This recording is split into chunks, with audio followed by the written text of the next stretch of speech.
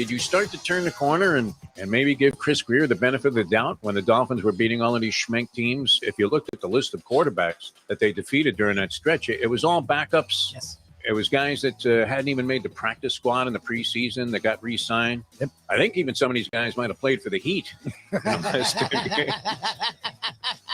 Nick Wallenda, unbelievable. What was his latest? That he was like walking across two buildings in New York City, which would be much more dangerous if you were on the ground. If you look at what's going on in New York City, would it not? Would you rather be on a tightrope crossing, say, Madison Avenue? Of course, no matter how treacherous, no matter how windy. That still is one of my, visions that I will never be able to erase when Osteen was making out with Nick Wallenda's wife while he was saying, "Pray for me, Joel."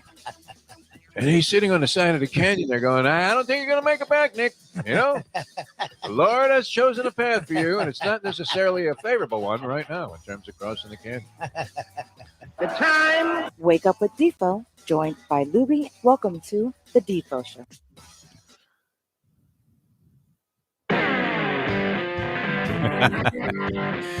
It's kind of cold to say this. Good morning, everybody. Kind of cold to say this, but having the harness on Nick Wallenda and eliminating the threat of imminent death kind of took a little bit of the luster off of those tightrope walks, did it not? The balance pole. I mean, you're supposed to just scoot right across that canyon. Come on. While Osteen is making time with your wife. Good morning, everybody. Peel yourself off the mat Monday. Great to be with you here on Ion Channel. Jack Namer's fine organization, the lovely Amy, very much involved there. Brad Schiller on all manners of technicalities and technology. Always good to have him on board as well. I'm Jeff Deforrest, along with one Mike Lubitz. And had more people coming up to me last couple of days. Hey, where you at? You retired? Yeah. And, I informed them about the thing that we're doing here, video and audio streaming on Ion Channel. And everybody's like, yeah, that's good. That's the way of the future. I've had a lot of people find us that way and ask about us. And more and more people are finding us. So it's really cool. Nice way. Yeah, very good. And glad to be here. And constant improvements are in the works here on our Ion Channel shows. So watch for 2022, as we said, to be a very, very bright year. I'm exhausted and exhilarated to peel myself off the mat this Monday. It was kind of fun. I watched all of last night's Sunday night game. And we almost had the scenario that we had outlined that you mocked me for. And even though it didn't come up in the fashion, now this would have been at the conclusion of one of the most exciting, if not the most exciting games that I have watched all NFL season. And that's saying a lot because in spite of COVID and all the nonsense and all the, political machinations that you go through and trying to figure out if the NFL is going in a direction where they may no longer be on the level.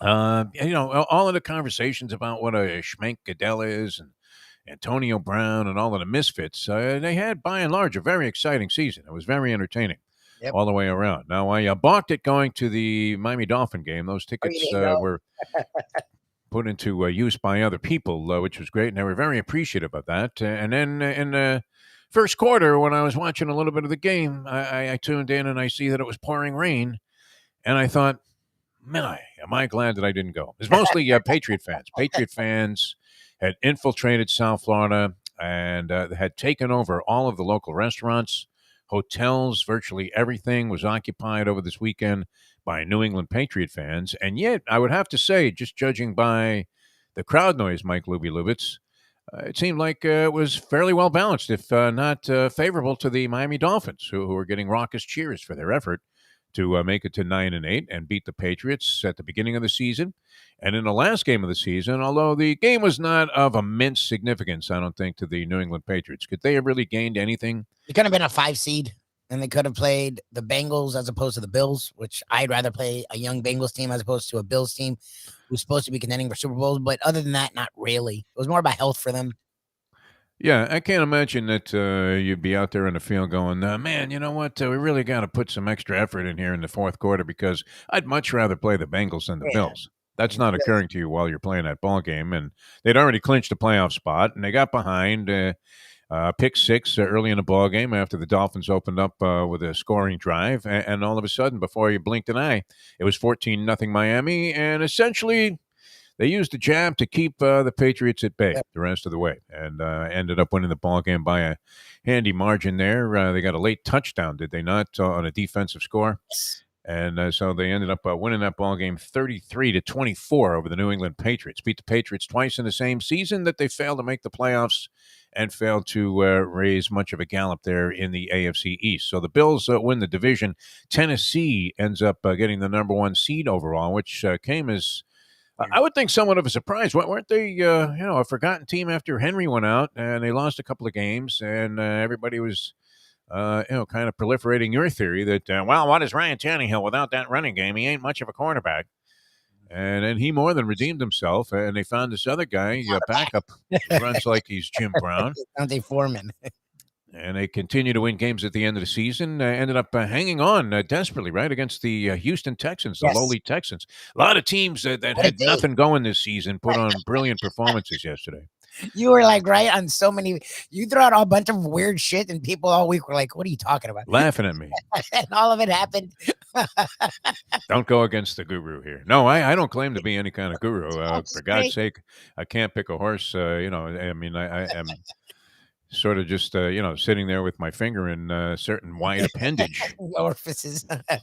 Hoping I don't have prostate cancer or something. I'm watching my horses cross the wire, disqualifications, lots of crazy stuff going on there. But, look, it was seemingly unfathomable that the Jacksonville Jaguars, with their fans showing up, Lubie, in clown outfits to mock the season that they've had here. And this Amir Khan guy, no, he's a boxer. What is this Khan's first name? Shad Khan. Shad Khan. Shot should be, Exactly. not that he should be shot. I don't want to imply that for a second here. Erase that from all of your thinking, people. Okay. No, shot as in shot fighter, one of our favorite slogans here on the program. One of the great pieces of terminology and vernacular coming out of any sport is, you know what he is, Lou? He's a shot fighter. Exactly. How come all of my references, my asides, are to a guy named Lou? Have you asked yourself that? A long time. Is that a byproduct of old age? What is it? Hey, Lou! You've been doing that a long time. But it is always, I like it in some kind of, sports book place, it's always a guy named Lou that's off on his side that has to, he doesn't even have to say anything. Lou never says anything. He just just nods. gives it that, the night at fisheye and goes, okay, yeah, take the sucker's money. What does he want? Jacksonville money line, which had to be. Oh, my God. What kind of balls did you have to say that? That's been a couple of times this year. They beat the Buffalo Bills. Yep. And then, did you see Frank Reich after the game? You almost had to feel sorry for him, even though it helped kind of, dial in even more credibility to what people thought was a joke of a theory that we had last week.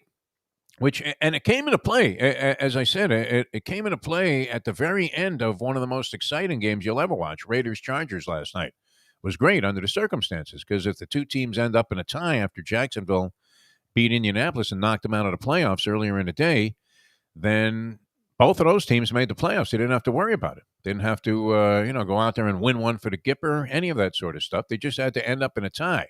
Yep. And the score was starting to indicate that a tie was a very real possibility, although I would have to say that they went out there and played with tremendous intensity. So part of the theory went up in smoke right away, which was that they would have some preordained agreement to take a knee the entire ball game, leaving Al Michaels and Chris Collinsworth to sit there and go, hamina. Well, how many times can they do this, Chris? What do you think? Well, the way he took the knee, I tell you what, you got to watch the way he put the knee in the ground. Sometimes you got to be careful there.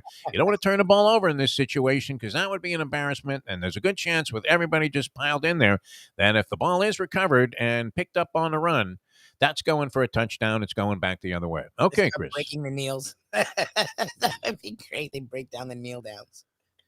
What else would there have been? I mean, it would have been awful. But at the very end of the game, a lot of people would consider this a strategic blunder, and I'm not sure which way it would have gone. What's the guy's name? The Raiders coach, Bisaccio or something? Something along those lines? Yeah, this interim guy who's been like a monster. I think he got himself a job. Well, he's the first interim coach to take a team to the playoffs in I think it's like 50 years or something. Crazy. Is that possible? No, that can't be, right? Because didn't the Colts have Bruce Arians, right? Isn't that Yes, how he kind of came to prominence? it was either Yeah. Chuck Pagano or Arians. Pagano, yeah, was The was interim, out.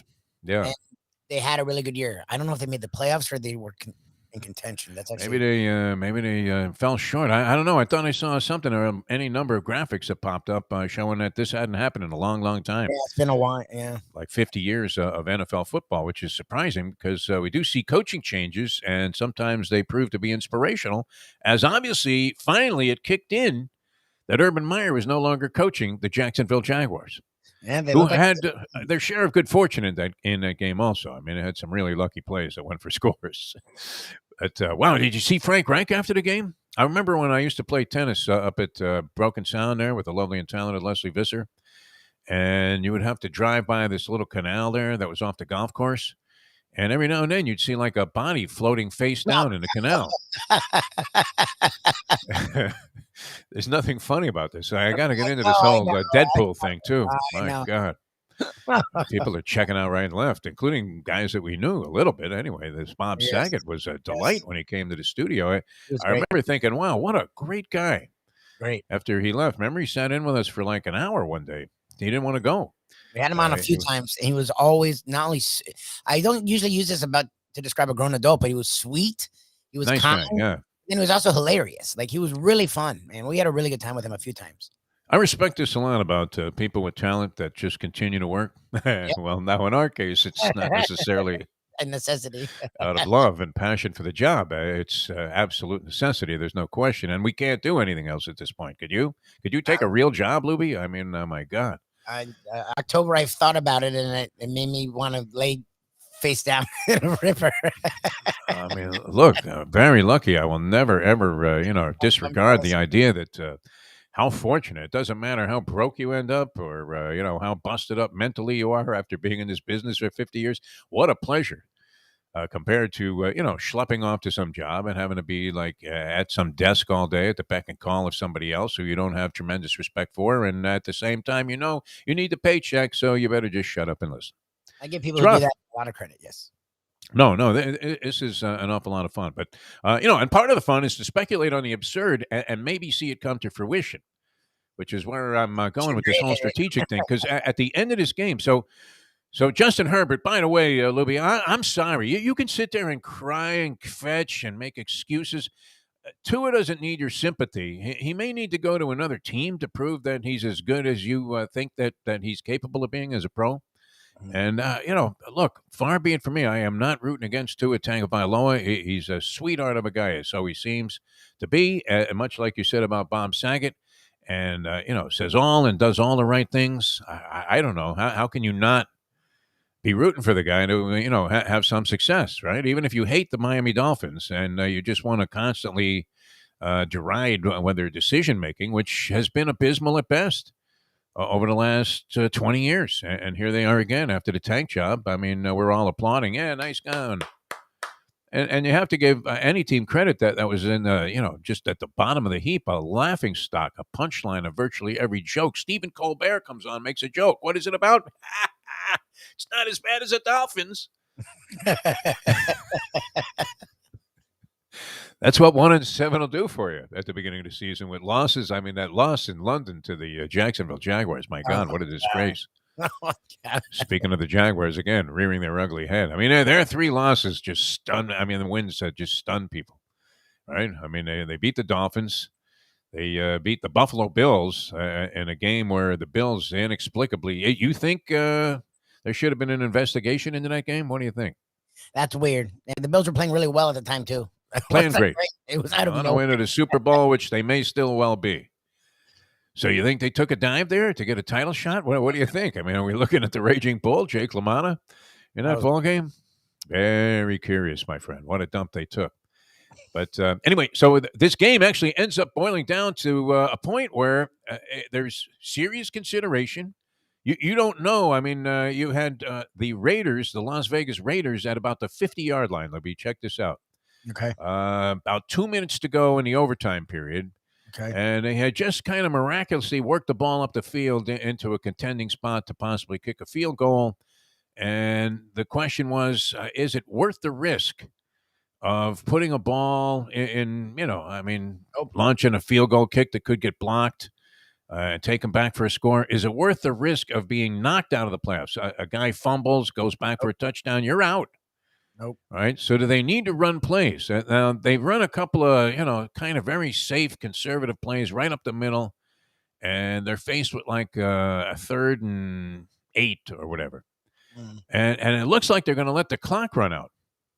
But Brandon Staley calls a timeout. This is the same Brandon Staley who went for a 4th and 1 at his own 18 earlier in the ball game when he was trailing by 3 points. This guy's a little own 18. Now, do you like that, or after a while do you think? Because how many times have you cursed out a coach for going ahead and punting on a 4th and inches? Oh yeah, when they're at like the other team's 45-yard line and they punt the ball away, and you're like, you didn't go for that, you. Yeah. I don't want to say it, man. I don't want to use a lot of bad You language wuss. early on the show, but you pussy. You can say wuss. The mess. I don't, we don't want to offend women out there. The women that listen to sports talk, though, understand where we're going with this. It doesn't mean anything derogatory about women or disparaging about women. It's just like you're a wimp. Yes. How many times have you been screaming that? Let's use that as a term. Wimp. Tons of times. Yes. But that's what's funny is when you find these coaches that do the thing you think you'd like, but he does it so much. It's like, okay, Staley. Come on, man. I mean, in general, you're thinking, I just got stuffed on 3rd down. Should be able to make a half a yard on 4th down, not just by handing the ball off. I mean, they were running the ball pretty effectively, but down 3 at your own 18. That's. I mean, you're giving up points. If at the very least you're going to be down 6, now you need to score a touchdown to get back in this game. That all you need to do is tie, and you go to the postseason. I mean, that was pretty ballsy. A lot of the stuff that Staley did, but he calls a timeout. He said later on that he needed to get his run defense onto the field, and that the personnel that were out there at the time before he called his timeout with about 30 seconds to go in overtime. It was very debatable whether the Raiders were going to run a play and attempt to gain any yards at that point. And I don't know what you would have done, but I mean, for the Raiders to just continue to run plays when anything could have happened, ball could have popped in the air off some guy's knee, it goes back the other way. You're out of the postseason. You're in complete command of the situation, and yet as ridiculous and far-fetched, it wasn't really our theory. I can't take credit for it because I read it somewhere that this loomed as a possibility. I can't say that I made that up. I just looked at it. I said, wow, that's sensational. I kept hearing people espouse it. People were like, okay, if they get to overtime, how do they not just kneel out? I'm like, wow, have they been listening to the show? Yeah, I mean, well, you could have taken that into consideration. And then the other thing was Staley, for all of the guts that he displayed in going for all of these 4th down situations. Now the number got inflated. They ended up converting, I believe, 5 out of 6 4th down situations, the Los Angeles Chargers in that game. Because they were faced with like 4th and 10s a few times in their last-minute desperation drive, which resulted in a touchdown with no time left on the clock. Now, Staley could have gone for 2 there, right? Gone John Harbaugh and said, let me just, roll the dice right here. We're either in or we're out. Mm-hmm. But he did play for the tie, so obviously both of these guys were well aware of it. The Raiders coach acknowledged that he was aware of the situation and that just tying the ball game was more than a small consideration. Well, once they got into the overtime period, and they took it down and got a field goal right away. They got the ball first, and the Chargers answered back. So tempting to say San Diego, isn't it? Isn't that the first thing that popped in your head? Yeah, good for you. You're like and the voice is saying San Diego, San Diego. For some reason, the Rams, I don't confuse it anymore. They're Los Angeles to me, but the Chargers, it's really hard to call them Los Angeles. The fans in Los Angeles, I mean, are there fans there? Did you see this 49ers game? Another phenomenal game on the slate yesterday. And that was great. 49ers need to win, and they're going against Los Angeles Rams, who all of a sudden, once again, even Brandon Staley, when he was on with us on our Believe podcast on Friday, another hoot of a conversation. Brandon Lang. What am I saying? Brandon with the Chargers coach. Oh, man. I mean, a lot to say to him if we did. he had to be screaming Lang. Brandon Lang. About Staley's strategies yesterday if he had any money on the Chargers.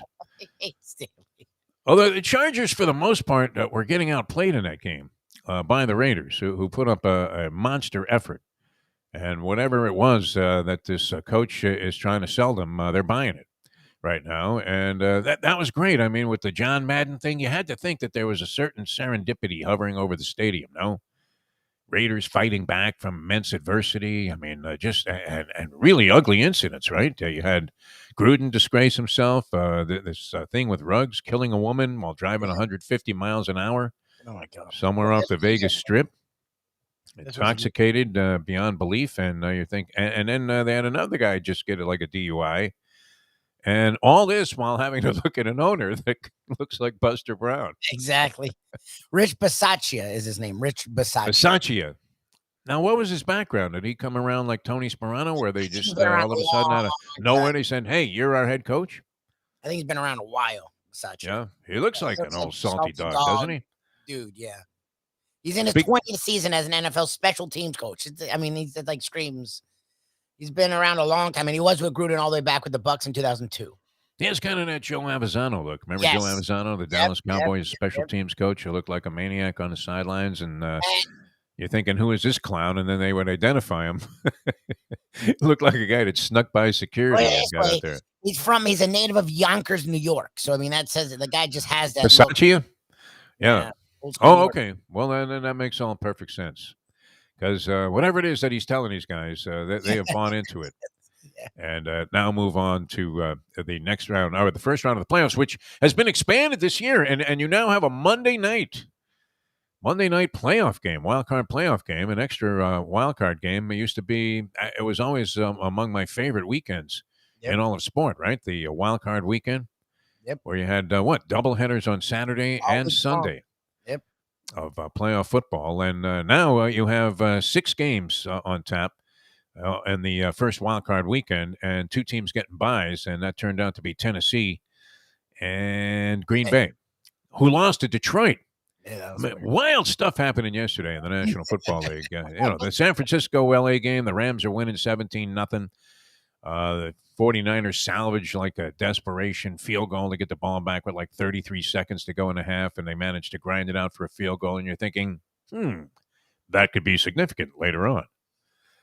And sure enough, it was, because they got right back into the ball game, ended up sending it into overtime. Garoppolo looked horrible in this game.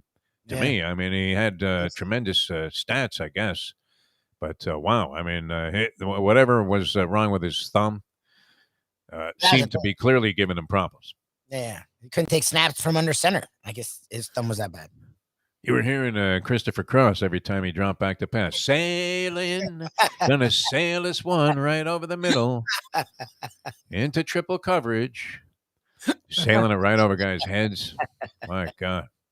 No, I mean, gritty effort, right? I mean, you give the guy credit for being out there. He did make some very important and key passes that he completed in the game also, and racked up a lot of yards in terms of passing yards. But the key was, and the main thing was, he got his team into the postseason. Yes. The San Francisco 49ers, who had more than their share of ups and downs during the course of the year under the great Kyle Shanahan. Hey, Kyle, run the ball. They ran the ball very well, San Francisco, in that ball game. Who's that guy? He does everything, man. Deebo Samuel. Wow. Is he something? Did he throw, catch, and run for a touchdown in yesterday's game? Is that possible? And they only had like 27 points, so I think he accounted for like 21 of them. I don't know if he caught. I know he caught that big play that led to their touchdown. Yeah. In the game. I don't know if he actually scored a touchdown. Right. I have to look. Pretty sure he ran one in. I know he threw for one. I know he threw. It was sick. It was like, are you kidding me? Like it was a nice guys in throw. his face. Yeah, you were thinking, wow, if we saw this from Ryan Tannehill in his years with the Dolphins, we would have embraced him and he'd still be here. All right, so that was all happening on the last week of the pro football season. All right, asterisk talk, because I'm not sure that I'm comfortable with this, and yet I was an advocate, and for years. This shows you how hypocritical you can be if you give somebody a microphone and now stick a camera in their face, Lubie. Because I hated the whole asterisk argument always, and especially when it came to my man Roger Maris. Well, it wasn't his fault. Like, don't extend the season. Once you do that, it's not the player's fault. Like right now, whatever happens in the NFL, it still counts as a record. Like I think that's stupid to blame the players because you guys want to add more games. Yes, and we saw any number of records that were very significant, at least in terms of accomplishment. The Michael Strahan, well, a lot of people thought he got a bogus sack there when Brett Favre took a dive. So that was you, Mike. Touch me, Mike. He 100% took a dive. Strahan was lying on the ground, somewhere by the sideline there, and he crawled over, and none of the other Giants touched Favre as he just waited and counted Mississippis until somebody came over and downed him. It was Strahan. There it is. That's 22.5, Michael. Exactly. That's a new record. But that went down to what? TJ Watt, right? Yes, of all the Watts. Yep. Man.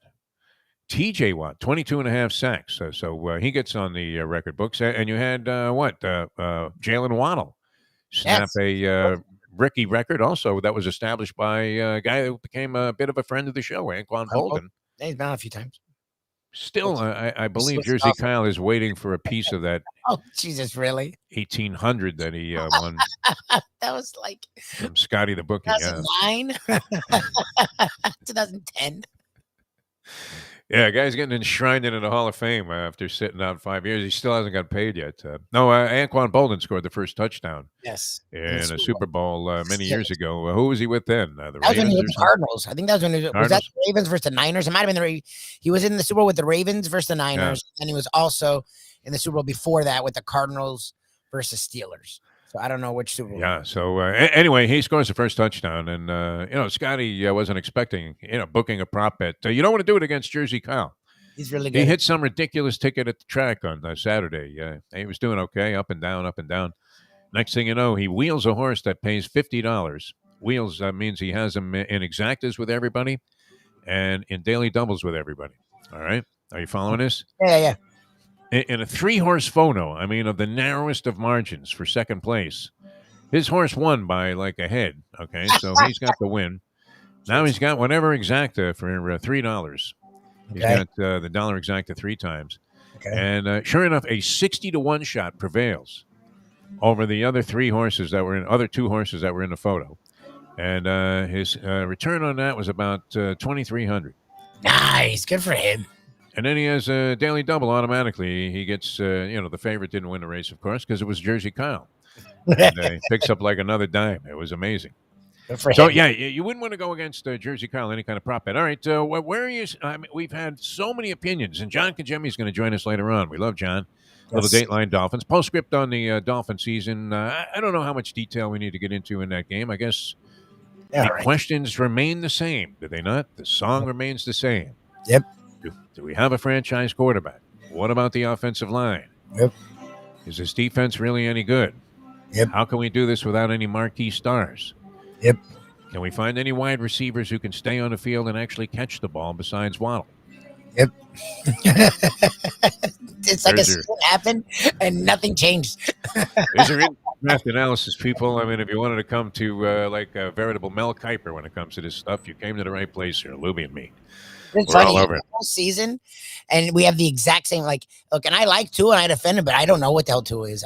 It's hard for me to blame him because again, their offensive line is literally the worst in the NFL, and he does not get sacked, so that's good for him. But when he does get time, he misses a lot of throws. I don't know. He doesn't have the arm these other guys have. I don't know if it's the arm. I don't know if he just doesn't. No, he doesn't have that kind of arm. He's shook like the David Carr thing. He's been hit so many times that I don't know what it is, but. I don't have the confidence in him I once had. I admit it.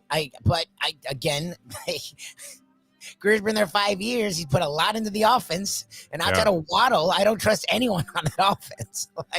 No one. As bad as they've been, and this shows you they somehow arranged deals through trades where the Giants and the Jets both have 2 top 10 picks in the upcoming draft, including a couple of very high ones. So it's not like it's 7, 8, 9, and 10. They both have 2 top 10 picks in the draft. That is draft capital, is it not?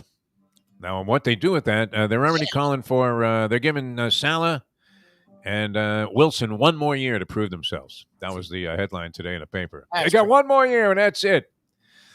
And Joe Judge, now the sentiment is after watching yet another. I mean, you talk about just laying egg after egg after egg.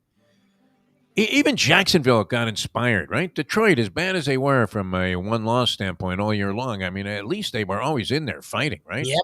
Whatever you want to say about Campbell being a raving lunatic, and he is, they play hard. Yeah. They played hard all year. Right. I mean, they got Jared Goff. This was the guy that Sean McDermott had to get rid of for Matthew Stafford. And Every game, at the end of the game, you're like, oh, no, Stafford, no. no. It remains to be seen if that turns out to be a favorable move in the long run. Although Goff, I don't know that Goff did anything to distinguish himself either way. He looked like he had a couple of good games for the Lions Yeah, he's fine. this year.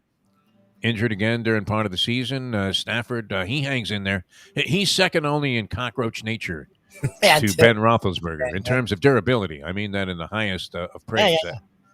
As something that would be considered normally disparaging and ugly on any other show is meant as a high praise compliment on this program. But Stafford hangs in there, right? I mean, he's limping up to the line of scrimmage. He's still chucking a rock there for the Rams. Wild game against the San Francisco 49ers who make their way into the playoffs. So I have the brackets here. Do we need to go into them, Lubie? Because it's kind of awkward to look at this list.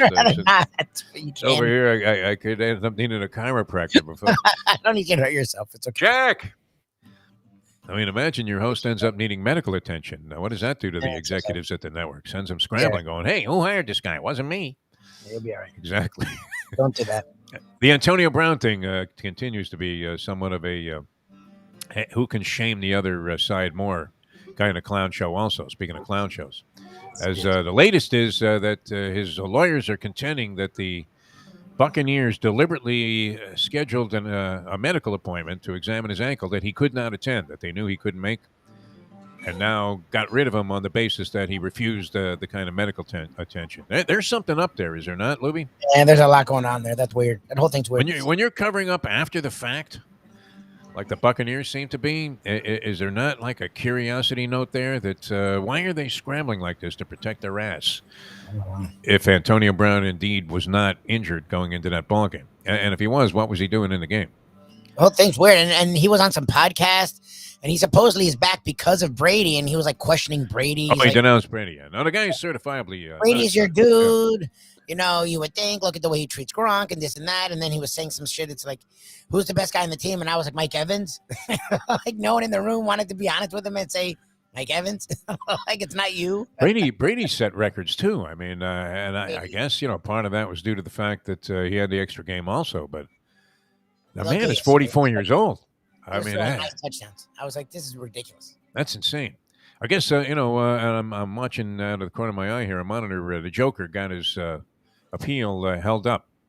So not held up, but approved. So he's going to be able to play in the Australian Open, which he apparently had followed every rule and protocol, even though everybody naturally assumes that he was getting special treatment, much like you would get if you were going to play in the Australian Open, Lubie. Right? But without being vaccinated, I guess because he had COVID or something, maybe that somehow circumvented whatever their mandate was in terms of tourists, essentially, people traveling to Australia from other countries being vaccinated. So he got in anyway. What do you think? Under the table cash? Probably. I mean, Yeah. Think some Saudi prince had money on Joker to win the Australian Open this year and become the winningest Grand Slam tennis player of all time, which he has a pretty good shot at doing right now, right? They don't want to come to the net. They won't want to come to the net to congratulate him after this thing. yeah, right? exactly. I wouldn't. I wouldn't go near.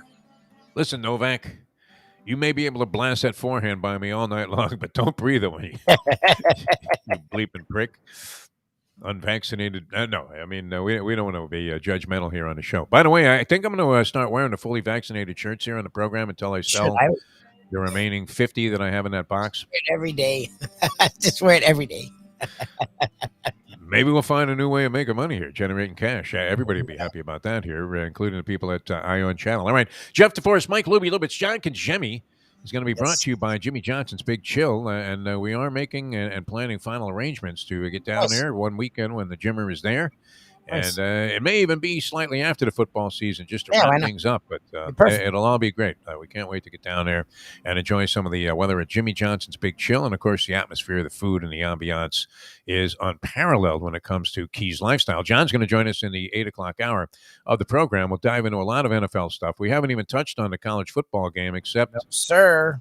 Did I cut you off before you made your selection for tonight's game, Lubie? Because Lang was talking about, and he's a great handicapper.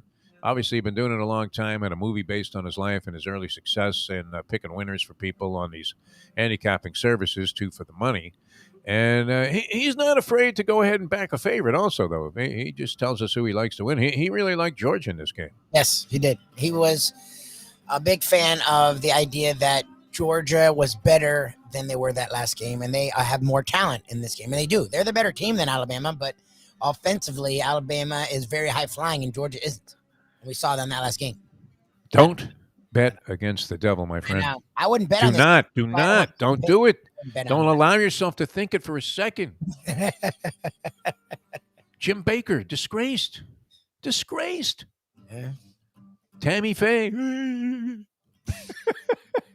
He probably had the under betting against the devil when he was putting up 70 points on some team that he was an underdog to. Unbelievable. You know what? Until I see it, I know my friend Southern Brian is going to be rooting his eyeballs out for the Georgia Bulldogs tonight. A lot of people hate Nick Saban. I don't hate him enough to root against him because in this case, I think getting points with Nick Saban is always a play that you have to take. Oh, no, I'm not betting on this game. That's why I feel bad giving a pick because I feel like a lame-o. I wouldn't bet on this game. You're because entitled to have a selection. It doesn't mean that you have to wager on it. I don't know. I feel bad. I think Georgia is the better team, but I don't trust Smart to be able to beat Saban, so I wouldn't bet on it for that reason. But if you can get almost 3 points, especially if you can work it up to a full 3 points with 3 Alabama, points is pretty common, yeah. I mean, how can you not take that? Like, just as a gambler, like, when do you get the game looms as a toss-up on the basis of, okay, yes, overall accomplishment during the course of the season, Georgia looked like the better team. They were never threatened except in the one game that they lost. Yep. They redeemed themselves. They bounced back. They beat a Michigan team that a lot of people had tremendous respect for. Manhandled them. I mean, annihilated a Michigan team, made them look like they didn't belong, and actually treated them in far more worse fashion than Alabama was against Cincinnati, a team a lot of people felt didn't belong. And you know what? A lot of people can hang in there when they don't have the same skills as the opposition, whether it's an individual sport or a team's game. But I mean, the bottom line was that they probably didn't belong in there. Right? Well, the one thing Lang held on, again, if you want to hear the conversation, Brandon Lang's always a lot of fun. It's on our Believe. Oh, no, it was great. Believe.com. Just search After Hours. The one thing Lang said, and it was something that Lawrence touched on, but we didn't really go hard into, was the fact that Georgia didn't have anything to play for. They were going to be in the playoff regardless. Yeah. And Bama needed it desperately. Bama, if they lost that game, was out. And they were out. Yeah. What would have happened. So they had every reason to play for, and Georgia didn't. However, like you said, and I agree with you, does Kirby Smart really not go give it at all versus Saban? Like, I find that hard to believe that was that big of a, factor in that game. Kirby Smart looks spooked going into this game. He does. That's the problem. He looks spooked. Every interview I've seen with Kirby Smart, I have a lot of stuff, and it's very innocuous, right? And the coach, even Saban is friendly during these interviews, right? He's thinking, what kind of lame-ass question was that? How do we feel about being here for the national championship game? This is where we belong, right? He goes Rockney on the chick who's asking a question. But Kirby Smart, every time I've seen him, he's like, well, I don't know, man. That's my problem. Oh, my God. They could be in for a long night. But supposedly, as you said, better talent remains to be seen. You have to be able to manifest that, as the great Tony Segura would say, in the moment. And, at the moment, I'm inclined to take points anytime you're getting points with Nick Saban at Alabama. You have to figure 5-1 in that spot. A trend that's strong enough, and 5-1 winning outright as the underdog. Yep. So with all this time to figure out what he did the last time that worked and how he can make it work even better, I think you have to take the shot there, right? I thought it would be a toss-up game, a pick-em game, didn't you? Yes, and the fact that they're getting points is a lot. That's a lot. Yeah, I mean, Alabama just beat them by 17 pretty handily. Yeah, it was a month. It wasn't like it was a fluke. So, as you look at things, okay, Georgia was a better team maybe throughout the season. Alabama was threatened a couple of times, but when they met before, this is what happened. So, how do you not be inclined to take the points with Alabama in that game? So they'll probably get trounced tonight. Now that I said that, and Lubie will look like a star. Speaking of looking like a star, you're always going to feel like a star at Hialeah Park. We love Hialeah Park, champion simulcasting room, a great place to punch away on the ponies, and they really do it right in there. And then, ladies and gentlemen, fighting out of the blue corner and representing his hometown of Miami, Florida, originally from Havana, Cuba. I always love when they do that Cuba thing. Is it Cuba or Cuba? If you're a ring announcer. Ring announcer should say Cuba because they're Cuba. probably not Latin. If you're Cuban, you say Cuba. Cuba. Cuba. Anyway, El Cubanista, man. I mean, it's going to be just a dynamite fight. Nice. At Hialeah Park. That's January 28th, and you'll want to be ringside or thereabouts, man. Milling about among all of the people there. Just a great atmosphere, too. A great vibe. I love the way it's set up. And it's kind of official, too, right? Frankie says, hey, you're in the media line. And you're like, wow. Yeah, I felt that way when I walked in for heavyweight title fights at Madison Square Garden. Just like, wow, this is happening. This is a scene right out of American Gangster there, right? Where everybody's lining up. Russell Crowe's taking pictures. He can't believe the celebrities that are walking in. Is it still outside, too? Because that's what's cool to me is, like, it's under the moonlight with the stars and stuff, and, like, you get this Florida night air, and it's January, so it's not hot. It's, like, beautiful out. Yeah. And you don't usually get that for a fight. Usually it's in some stuffy arena, so it's, like, another nice vibe that you don't normally get at a big fight. Back in the day, they used to put up, like, a little tent configuration on the tennis courts at Caesar's Palace and hold all of these big fights that were taking place in the 70s and even into the early 80s. Yeah, they had that same kind of configuration there. But, you get that same atmosphere. There's a place out in L.A. in Carson City where they hold bouts all the time on Showtime, and that looks fabulous. Outdoor fights, man, just absolutely sensational. And you're going to love it. Hialeah Park, January 28th. Log on to the website, and it's hialeahpark.com. Has all the information, including, I would imagine, they've already announced all of the bouts. We saw that with Frankie. You laid that out at the Larry Little dinner. So always a pleasure to be at Hialeah Park. You're going to love it. If you haven't been there in a while, reacquaint yourself with the just inherent and intrinsic beauty that is unique to Hialeah Park. And then, man, you'll love the way that they step not only into the present, but into the future with the dazzling casino that they have and all of the great fun that you can have at beautiful Hialeah Park. Boxing, January 28th. Get your tickets online at hialeahpark.com. All right, we're coming back with more. John Kajemi going to join us here on the Defo Show here on Ion Channel. A pleasure to be here once again on Ion Channel as we launch into 2022 with high hopes, Lubie. High hopes. Deadpool action. I want to get into that in the next segment here because, wow, it's been ugly. Are you familiar with the actor Dwayne Hickman, who also checked out? Bob Saget was one thing. Well, you're probably too young to remember the greatness of Dwayne Hickman, who was Dobie Gillis on TV and filled much of my childhood with Dwayne Hickman as Dobie Gillis and, of course, Maynard G. Krebs, right? Well, was one of the famous TV characters of all time. All right, we're coming back with more. He checked out, and Bob Saget, wow, that was a weird one. I thought it was one of those phony stories at first. Yep. Yeah. I saw it pop on Twitter for some stupid site. I'm like, oh, why are people messing with Saget like that? Like, come on. Like, are you kidding me? Like, and then really impressed me. I mean, he came to the studio a couple of times when he was doing stand-up comedy here at Comedy Club in Miami. And, I mean, sometimes, you get a celebrity who's doing a bunch of radio interviews. He's touring around the building there. There were like 7 stations. Yep. And you don't know what you're going to get. I mean, maybe the guy's tired of doing it by the time he gets to you. But couldn't have been any more delightful. Bob Saget. Who I had really no idea how he was gonna be personally, but I mean, one of those guys that you will always remember. Wow, I had a great time talking to this guy when he came in and visited with us. So, Lubie, you had a picture of it, like on Facebook. Didn't he pay tribute to your wife? The first time we had him on, we were all in there, and he was hysterical. And then the second time we had him on a year later, the year before COVID, because we were supposed to have him on right before COVID, and then COVID came, so we didn't get him in studio again.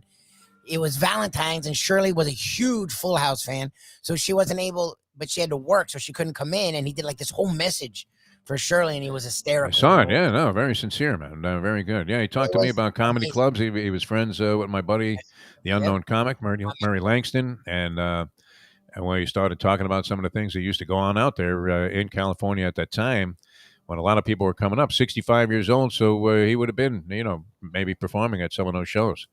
in North Hollywood. I don't know if he was doing stand-up at that time, but great television career. He ended up having a lot of success. And, I admire the fact that he still wanted to work. Like what would be a very hard job, had to have all the money in the world, right? Yeah, he did well in life, and he was one of those that didn't squander his money. He just loved doing comedy. Like it was his favorite. Yeah, he was really enjoying it. In fact, his last communications were how much fun he had being Saturday on stage. nights. He was in the freaking night before. Jacksonville and then in Orlando, and he was in an empty arena in Orlando for his Sunday night show, taking a picture about how excited he was to do a show in Hard Rock near Orlando. Yeah, well, it's sad. I mean, I know it was a Ritz-Carlton, but how sad is it to think about checking out alone in a hotel room in Orlando, Florida? Wow. Exactly. Not exactly Jim Morrison there to put shed a little life on what was a little light on a very comedic life that Bob Saget led. All right, coming back with more in a moment here. Deadpool, though, wow, wild activity. I don't know if it was hit already. I didn't have it because I saw Bradshaw on TV yesterday. I'm Jeff Deforrest. He's Mike Lubitz here on On Channel, having a great time on a Peel Yourself Off the Mat Monday. And once again, very happy to be representing the great people at Hialeah Park, El Boxeo. We're coming back with more in a moment. Now that. The time. They don't fool around down there, man. It's 7:45. Play the ponies in style at Champions, the outstanding simulcasting room at beautiful Hialeah Park. Yes, the grand old lady of thoroughbred racing has never been more vibrant, and you can wager on the races from the top tracks around the country while enjoying a cocktail at the Brass Rail Bar or any of the fine food served throughout the facility. If poker is your game, you're covered in style, and you can play all your favorite Vegas-style games, including blackjack, craps, and roulette in Hialeah Park's sizzling hot casino. Get a player's card when you walk through the door for all kinds of generous amenities, including our favorite, free play, when you come out to the ultimate casino and entertainment destination, Hialeah Park. Hey, folks, Tony Segreto here. What if I told you you could go to a great restaurant, feel completely safe because their COVID protocol is unmatched, have an amazing meal, have a great time. When the bill comes, you won't get sticker shock. You're going to say, that's too good to be true. No, it's not, because I'm talking about Texas Roadhouse. Great family atmosphere, great atmosphere for a couple, great atmosphere if you just want to go by yourself and watch a game and have the coldest beer in town. And while you're doing that, have the best bread in town. All at Texas Roadhouse. Everything you get there is fresh every day and made sure it's served at your table, hot and ready to go. And the best part is you don't get sticker shock because the prices are amazing. Texas Roadhouse. Hey, it's Mike Mayo for Even Keel Fish Shack, corner of A1A and Commercial Boulevard at Lauderdale by the Sea. It's my favorite place now for great seafood in a casual beachfront setting. They've got happy hour 4 to 7 Monday through Friday. They've got great dishes like grilled oysters and oysters on the half shell, bang bang shrimp, lobster rolls, octopus. They also have burgers and chicken for those who don't like the seafood. They're open 7 days a week for lunch, dinner, and weekend brunch.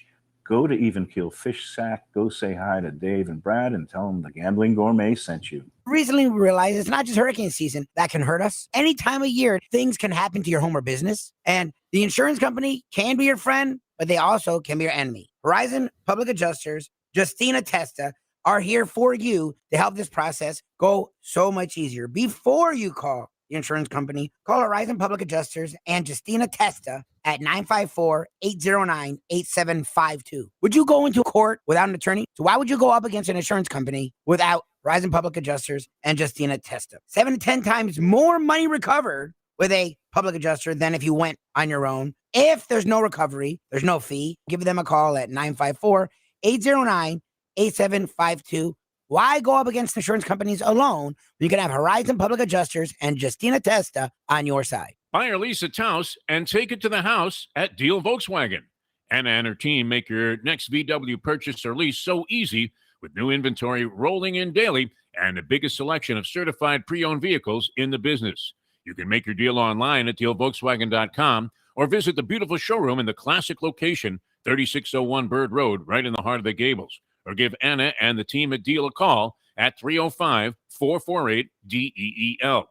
Jettas, Passats, Tiguans, Atlas models, and the hottest vehicle in the industry, the new Taos, all at unbeatable prices and all ready to roll off the showroom floor at the #1 Volkswagen dealership around, Deal Volkswagen. I have sinned against you, my Lord. No worries. Defo is here now on 940 Wins Miami Sports.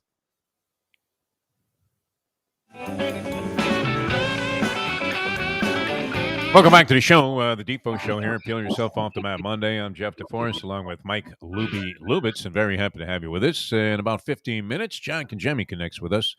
John is great and just really in tune football analyst, and he does it in a way where you don't feel like you're having to get an interpreter for Louis Riddick, who's giving you such sophisticated terminology. You long for Mike Mayock, right, to come back into the booth and start talking about the theory of verticality.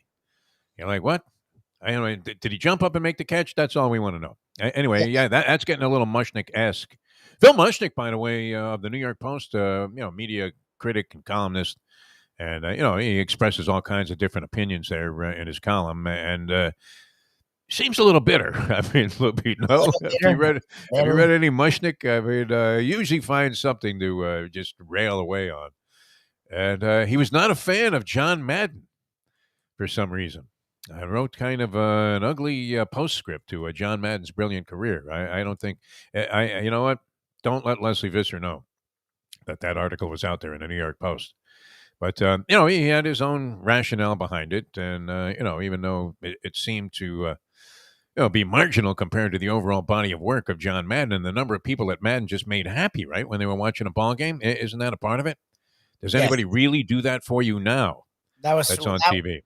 That was Madden's big thing. Was people? He brought levity. He was fun. He didn't take it seriously. He had a good time. That's why people loved him. Made you enjoy watching a game, right? I mean, it was a perfect compliment. Summerall was great as kind of a deadpan play-by-play guy, but just let Madden do his thing, and it was one of those deals where you wanted to have the sound on, right? And that's not something that you can often say anymore. That's for sure. And that's unfortunate because everybody is just, I don't know, is it producers, directors? Who is it that's demanding and everybody gets so technical about everything? Which, the game last night was a riot from so many different standpoints. I would have to say Collinsworth at least was leaning more in that direction of, talking about the theme, which was the absurdity of the fact that you had a possibility of the Raiders taking a knee at the 50-yard line and having it benefit them. And at the same time, shaking hands, come on, people now, smile on your brother, and eliminating the Pittsburgh Steelers in the process from the postseason, who only were alive because Jacksonville beat Indianapolis. Frank Reich, I mean, he really looked like death. Speaking of death, so I have Ozzy Osbourne and Terry Bradshaw in the current edition of the Deadpool, which may have already been taken down. I'm sure Sidney Poitier. I was going to say, how did someone not have white Poitier? Saget, I don't know, he was 65 and he was in good health. But there are more names than people drawn whenever new names are drawn. Okay. So there are far more names than there are people in the pool, although there's enough, action in the pool there to make it worthwhile, right? I mean, I've got a few sticks invested in this thing now. How many years have I been talking about this? It's a long time. I had Betty White at one time. I had John Madden at one time. I didn't even know if Madden was good enough for the win. In the last session of the pool that was taken down. I would assume that Poitier was a name that was in circulation. I don't know if anybody happened to draw that. Saget would not have been on the list of Deadpool. I mean, if you drew Bob Saget, would you expect him to check out at 65 mysteriously after performing the night before?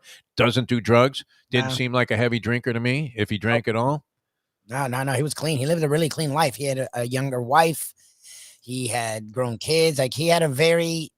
I don't know. It felt like sustainable life. I don't know what the hell. Like, they still haven't come up with what happened to him. All right. So you had Saget check out mysteriously. And like I said, I mean, how unglamorous is that? Would you rather be in some dive in a bad neighborhood and be found there than Orlando, alone in an Orlando hotel room? Poitier checked out a couple of days ago, so that's not even news. Peter Bogdanovich, right? Last Picture Show. Esteemed and acclaimed director and an innovator in the industry of film and well respected by almost all. Peter Bogdanovich checked out. Yeah. He checked out a couple of days ago. Oh, Jesus. And Dwayne Hickman, Dobie Gillis. Are you kidding me? Yeah, that sucks. Wow. All in a matter of a short period of time. And that was on top of Betty White and then others as well, right? That senator checked out. That everybody seemed to have respect for, Republicans and Democrats, which is a hard thing to find these days, is it not, Mike Lubitz? That's an understatement. It's all their fault. Exactly. Nothing happened there at the Capitol. A sunny day. All right, and now Andy is on the chat line here on the Defo Show on Ion Channel, and all you have to do, people, if it was one, it was like half a dozen. Lubie it came up to me yesterday. I was just chilling at a local parimutuel facility, and sure enough, everybody's like, "Hey, where you at, man?" And then some people say, "Well, I caught the show, but I don't know how to find it." That's an interesting thing to That's do. a good one, yeah. No, so, but we want you to find it because we don't want to be doing this to the wind. That's for sure. Yeah. I mean, it's hard work here, schwitzing over a hot microphone. So, Ion Channel, of course, ionchannel.com. And what's great there, too, if you look up or Google the Defo Show, which was Very Jack's simple. idea, right? Very simple. Very simple. Kept, in that time we were in the studio the last time, he's like, just Google the Defo Show already. Google the Defo Show. Yep. And I thought, okay, so now that's how I find it, actually. It's very simple. Lately I've been inclined to check out a couple of things, see how this looks, see how that looks. Yep. See how this is playing to the audience here. Yep. So it's good. All right. So Andy on the chat line tells us that Novak Djokovic Still isn't playing. is not cleared final hurdles to play in the Australian Open, which may be of no consequence to a lot of people that think tennis shouldn't be discussed on the night of the national championship. But we don't care. I mean, it's an interesting story. Yeah. And it's an interesting political tug of war that's going on there. I mean, naturally, the Tennis Association, no problem. What?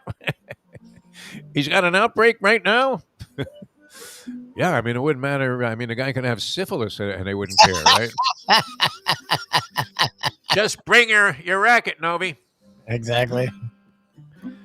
I'm a fan of Djokovic's play. I mean, how could you not be? He's great. That guy, you talk about dogged determination. Even, and that's always a measuring stick for me. How do you perform when you're not on your best stuff? Which people probably say every day about the show here, Lubie. Hey, how does he do it, man? How does he perform when he's clearly not on his best stuff? Which I don't know what that is anymore. Like I said, man, I went 4 2/3, gave up about 5 runs. I got a couple of guys on base, and here comes Alphonse Saget to walk the bases loaded. I mean, so you're going to end up getting charged with 6 or so, and earned run average is going to look like an absurd number. But nonetheless, here we are, and very happy to be with you on Ion Channel. John Kajemi's coming up here in just a couple of minutes, and he's brought to you by Jimmy Johnson's Big Chill. He'll have some thoughts on the Dolphin game. Do we need to break that thing down in any significant detail, Lubie? The Dolphins game yesterday. Not really. I mean, the defense has become pretty good. The offense is abysmal, and you can blame Tua. You can blame many different factors for why the offense sucks. And that's going to be their big thing this offseason. Who's doing the picking and the drafting and the trading? We'll see. You ever, when you were in Little League, was there one guy that was just overwhelmingly powerful when it came to throwing fastballs by little kids? There was a kid that was like 6'3" when we were like 12. Yeah. There's always that one big monster.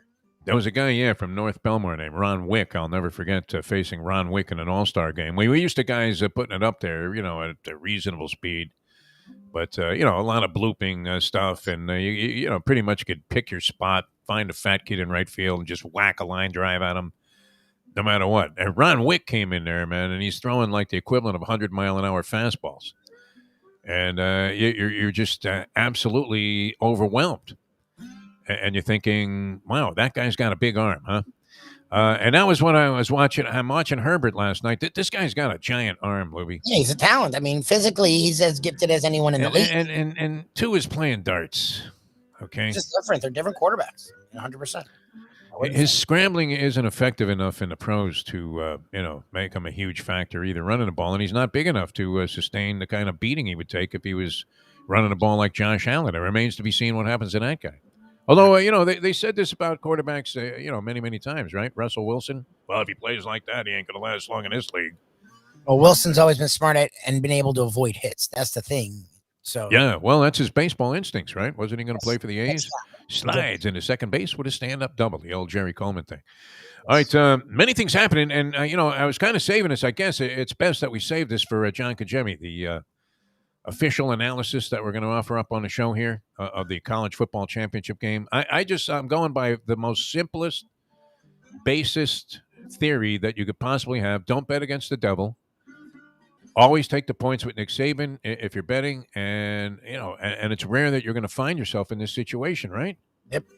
It's kind of like they put you in a cash machine and let you grab, like, here's 5 minutes. Go ahead. The money's just going to blow around. Yep. What it feels like. Don't you have to grab that? Have Bam as a dog. I mean, when do you get Bam as a dog? They just beat the snot out of these teams. Yeah, you know what's laughable too? And we'll get into this with John.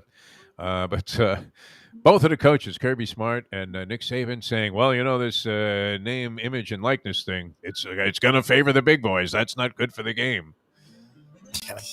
Who do you think those big boys are, right? Exactly. I mean, Exactly. they act like, oh, God. I mean, I can't stand this, that they're going to have only a couple of teams are going to be good every year. Meanwhile, they're walking around with like top 5 recruiting classes as a matter of routine. They're the team. Stupid assholes. People are calling Saban, right? Top prospects. Nick, please, no, I'll sit the bench. All right, we're coming back with John Kajemi, brought to you by Jimmy Johnson's Big Chill, mile marker 104, Overseas Highway. That would be in Key Largo. That is a great destination. If you're watching from around the country and you're thinking about coming to South Florida, think about the accommodations at Jimmy Johnson's Big Chill. You can check those out at jimmyjohnsonsbigchill.com. Give you the full scope of some of the things that are happening there, including just an outstanding place. I mean, don't you? The word is in the title. It's in the name of the place, Lubie. Don't you just want to chill? It's like perfect. It like screams the Keys without being a pain in the ass. Because a lot of the time the Keys can be sort of a mission. Yeah. What's great about the Big Chill is it gives you that Keys vibe, but it still is like modern and updated and clean and nice. Like it's a combination. We're in the pool. They're bringing us drinks on a conveyor belt, for God's sake. I mean, the service is great. They really do a great job there. Magnificent grounds, music into the night. Absolutely. They had like 5 bands there that day. On the Saturday that we were hanging out there. It was great. All right, Jimmy Johnson's Big Chill. Going to bring you John Kajemi here. Dateline Dolphins coming up in just a moment on the Defo Show.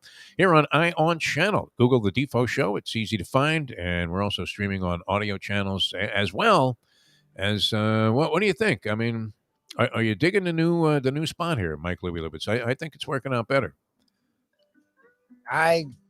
I love it. I'm just trying to figure out how we can make it bigger. Got some boxing posters in the background there. We're expanding. I think we're going to add in a few little things here. The studio is perfect. No, the way you're sitting, the way you come out is perfect.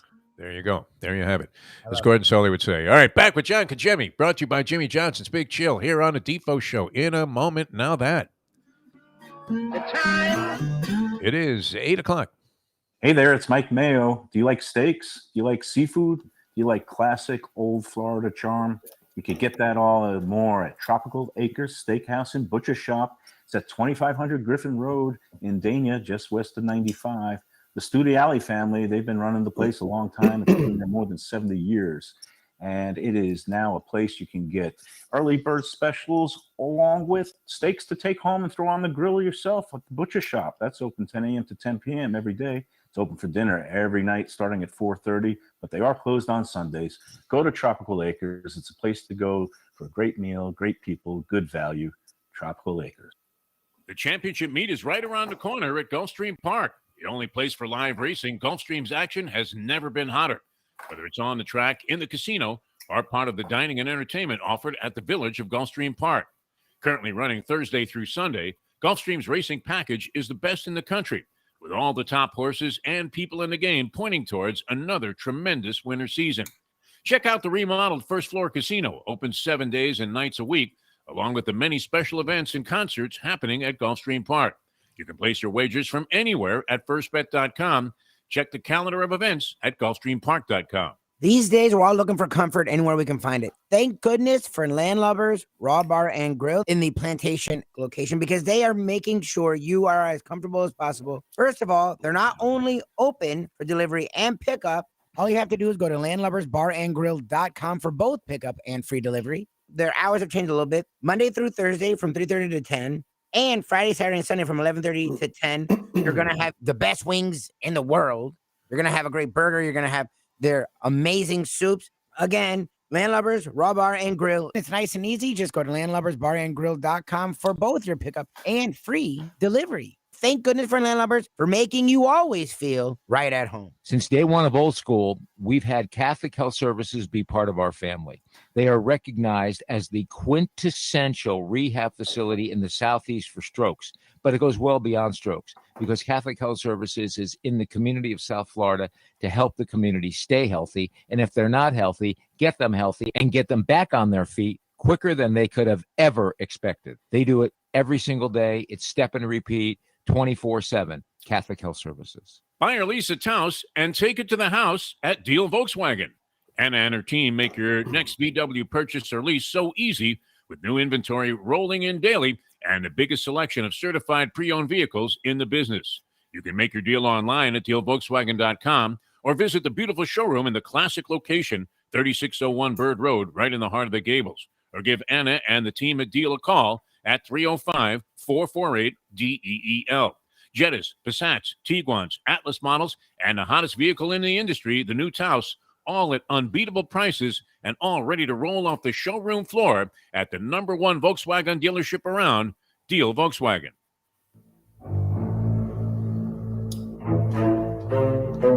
He followed in the footsteps of the great Dan Marino and brought Pittsburgh to heights not seen since the great Tony Dorsett ran the ball to Panthers' glory.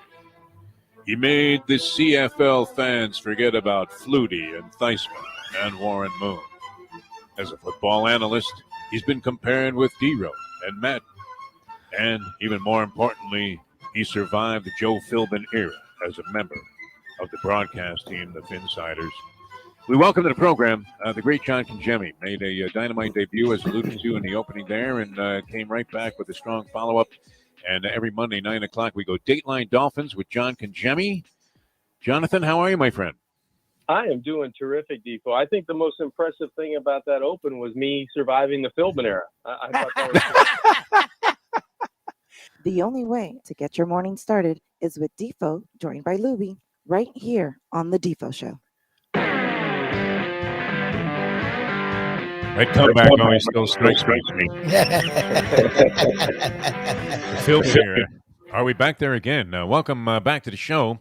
And it's always a pleasure to have this gentleman on with us. It's Dateline Dolphins with John Congemi. We do it every Monday on our Peel Yourself Off the Mat Monday shows here on Ion Channel and the various audio and video streaming networks that we occupy right now. And John's presence brought to you by Jimmy Johnson's Big Chill, mile marker 104 on the Overseas Highway in Key Largo. Jonathan, my friend, how are you? I am doing great, guys. And I bet that Jimmy Johnson's Big Chill was going crazy yesterday, not only because of the Dolphins, but the way that the NFL schedule kind of evened out at the end with the Raiders, and big fans down at the Chill of the Las Vegas Raiders. So I'm sure that place was on fire with the end of that finish of the game. That was our oddball scenario in analyzing all the various playoff possibilities going into the final week of the season. My favorite one was, and people laughed and they mocked me all last week, John. I don't know if you were on board with this one, where Jacksonville would somehow beat Indianapolis, which seemed impossible enough. That alone, yeah, that alone. And then maybe there'd be some prearranged agreement between the Raiders and the Chargers to just take a knee the entire ball game and play for the tie, which, it didn't quite happen like that. I mean, it turned out to be a bloodbath. I mentioned this earlier. I mean, for the final day of the regular season, I know you were zeroed in on the Dolphins game against the Patriots, which was a lot of fun for Dolphin fans, end up on a winning note, and maybe with some encouragement. But nonetheless, as you looked around the league, I mean, it was exhilarating what was going on. I mean, all of these bizarre results, Detroit beating Green Bay outright, straight up, and the Jacksonville thing triggered such a oddball scenario that while they were deep into a tie in overtime, and both teams had played their eyeballs out in that Raiders-Chargers game. I don't know if you had a chance to watch it, but I was up and I was fascinated by what was going on. And then there was some debate whether or not the Raiders would just take a knee at like the 50-yard line. And instead, they ran the ball a couple of times, not even really attempting, I don't think, to move it that much forward, just to get the clock to run out. And Staley calls a timeout. They end up gaining enough yards to get in field goal range, and this guy never misses. And the Chargers are out of the playoffs. You couldn't have so much riding on the final seconds of a game, including the absurd scenario of possibly just going for the tie in that spot. Defo, I am convinced, had the Raiders not gained as many yards on that run, I think it was around second down where Yes. they gained about 8 or 9 yards. Right. And the Chargers call timeout. I think the Raiders are going to, run it one more time and just let the clock expire. Why not? Why chance a field goal opportunity if you don't have to, unless you're in a position where you're not worried about a long field goal and penetration from the special teams of the Chargers getting it a hand up and potentially blocking it, turning it into a scoop and score situation. So I'm convinced if the Chargers don't call timeout, I think that's going to end in a tie, and the Steelers are on the outside looking in. Yeah. How crazy is that? I mean, if you're the Steelers and you're involved with the team, or even their diehard fans, and you're watching this transpire, and it did look like the Raiders coach Bisaccia, and it looked like he was sort of resigned to the idea of just letting this wind down, because they weren't using their timeouts to get into a position to kick the winning field goal. They seemed perfectly content to let all of the time expire off the play clock there, and I thought they were going to go ahead and have that game end in a tie. This Staley is a wild man. I mean, yes, he goes for it deep. What were they, around their own 20-yard line, 19-yard line, yeah, and he went for it, which I don't know. I guess if you're going to do it a lot, do you do it in that spot? It was an automatic 3 points. They were lucky to get out of it with just 3. I could hear the dialogue of the Raiders sideline. Hey, give me the frequency with the Chargers coach, that Staley guy. Let me put him on the horns here. I want to. Are we good right now? Can we take a knee? Everybody's good with that, because that was the scenario that was going to happen. And how about Herbert's play from the Chargers, the young quarterback? Outstanding. How was it 4 or 5 fourth down conversions that they made? In great situations, throws, too. Yeah. Throws that there's probably 5 people walking the earth that can make those throws. Because Danny Boyd being one of them, yeah. Danny and Elway with another guy. There's probably a handful of guys that could have made those throws. And to do it on fourth down while taking a beating, trying to elude pressure and guys dropping passes with consistency. He didn't have a whole lot of help in that game, but he still found a way to put his team in position to win that game. It's funny. You see how pale Lubie looks? He turned a whiter shade of pale, as you were mentioning that. Because, I often said this about the Miami Heat, that the most significant thing ever said in Miami Heat basketball history was with the 4th pick in the 2005 NBA draft, the Toronto Raptors select Chris Bosh. And you're like, yeah, we're going to get him. We're going to get Dwayne Wade. And I can't imagine that this isn't a haunting. Do you think Chris Greer sleeps at night? He couldn't have possibly gone to bed in the middle of that Herbert performance with any sense of satisfaction, because, John, even after that win, 9-8, and a nice rebound second half of the season, they win 8 out of 9. Now, once again, coming on strongly at the end of the year after getting off to a piss-poor start. But you would have to say that Herbert versus Tua, it's no match. Well, they're different. They're different. They're different quarterbacks. One guy is a classic thrower of the football, and another guy can throw it, but not at that level. When you're comparing velocity and you're comparing ball placement, and it's almost like when I was flipping channels the other day, and I caught Blazing Saddles, so I'm watching for a while, right? Do you know when they get to the paddle, but mine's defective and he's trying to hit the ball and nothing's going on, and it's like, what's going on? Well, it's not like you have a broken toy, but you have a different one. You may have ordered the same product, but you've got a different version of that quarterback. And in a passing league, it was a great example yesterday. The Dolphins get out to a terrific start. Tua looks good. He gets Waddle involved. Waddle gets his NFL record as catching for a rookie. They get Gesicki involved. All of a sudden, it's a deep throw in the end zone, wide open. He toe taps, touchdown. X gets a pick 6, the second of his career. You get another 15-play drive, and Sanders caps it off with a field goal. You feel good as a Dolphin fan. But when you just have enough gas to reach 100 yards in passing in a game in the National Football League, in 2021, 2022, 2020, you can go back probably 5 years.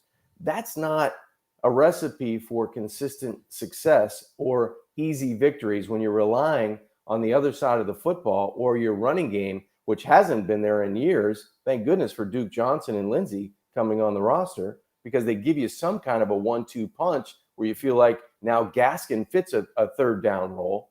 So you're starting to find little niches for guys that, could play those roles in the future.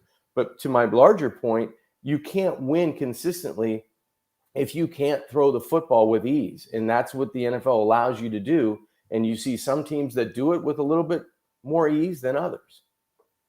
Well, that's my thing, John. Look, Justin Herbert's a physical specimen. Going to the draft, that wasn't the question. The question was, he likes to take a lot of chances, and he's not as accurate as Tua. And we've seen, and that's what's funny about this season is, as great as his stats are, he's done that. There have been a lot of games that they lost where Justin Herbert was off, and that's the thing that Tua really hasn't lost them games. He hasn't been spectacular, but he hasn't lost them games. My question is, you're around the Dolphins, you follow the Dolphins. They've tried to make the offense better. That's the funny thing about Greer. It's not like he hasn't put picks and free agency toward the offensive side of the ball, and it hasn't worked. What do you see this offseason being? Because they have fixed the defense. Defense is, by the last month and a half, was really good. The offense isn't. And whether it's Tua, the line, the skill position talent, the running backs, there's a lot of holes, and I don't know if you can fix it all in one offseason. Well, if you just rationalize what the Dolphins were supposed to be and what the Dolphins end up being on offense, they're two different things. Yep. My version of the Miami Dolphin offense was Preston Williams on one side at 6'4", 6'5", being able to catch anything in his catch radius. On the opposite side, Devontae Parker, same type of wide receiver, get it close, I can catch it, body me up, 50-50 pass down the field. And then Fuller was supposed to be your slot guy with Waddle as he comes along as a rookie. Okay. The offensive line was going to be quote unquote fixed in terms of draft choices, getting guys in the right spots. You went through OTAs, you went through training camp. Well, you fast forward, you're 1-7. You have none of those receivers with any consistency but Waddle. You have a very leaky offensive line in terms of pass protection and running game. You have your 5th overall draft choice who's on the bench with either a finger injury or broken ribs, and you have a disjointed offense. So the offense that Dolphin fans thought they were going to see, I don't think they ever had a chance to, not only because of injury, but I think because of shoddy play as well. There wasn't, the guys that ended up getting out there and getting opportunities didn't play to the expectation maybe that they had or the coaching staff had. You couple that with a defense that didn't find an identity, an aggressive identity, until about midway point of the season. It's a recipe for 50-50. It's a recipe for a 500 football club that's one game short of a playoff that lost to Atlanta and Jacksonville. Lubie's been screaming for the head of Chris Greer ever since he was anointed the general manager. Gave him no time whatsoever to see what he could do. And, there were obviously, like there are with a lot of teams, you have some hits and many misses. What level of faith, John Congemi, with all of your years of observing football and being part of the game on many different levels as a player and many years now as an analyst, what level of faith do you have in Chris Greer to make progress with this team to the point where they actually are one of those contending teams for the next 5 to 10 years if they have that kind of success? Do you have a lot of faith in this guy? I do. I like Chris Greer as a person. I like Chris Greer as a football guy.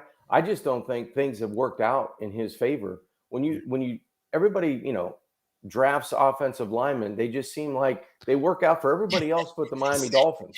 Yes. I don't know what it is.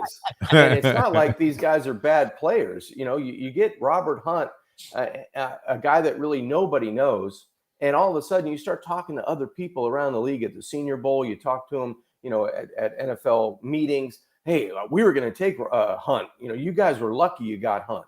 Eichenberg comes in. He hasn't, missed a block in 3 years at Notre Dame. And all of a sudden you can't find a spot to put him because you don't know if he's better on the right side. He's better on the left side. Is he a guard? Is he a tackle? You get Jackson from USC, athletic. He's young. The future is his because he hasn't even scratched the surface of where he can be as a player. Now you don't even know if he can play left guard, let alone left tackle.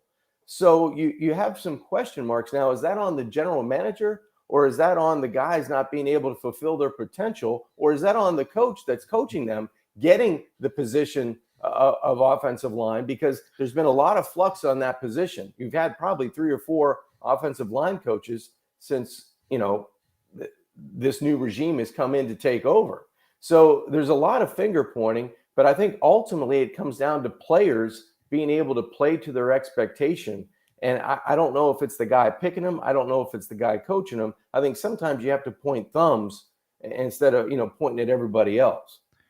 Holy Billy Milner. That's all I could think about. There have been more holes in the Dolphins' offensive line than an O.J. Simpson alibi, as we like to say. I mean, just, you were what? You were in Chicago? What are you talking about, man? I mean, you would think at some point somebody would be able to come in, a consultant, anything, and say, here's how you fix this. Because other teams we've seen, that were staggering with offensive line problems, all of a sudden they're somewhat effective.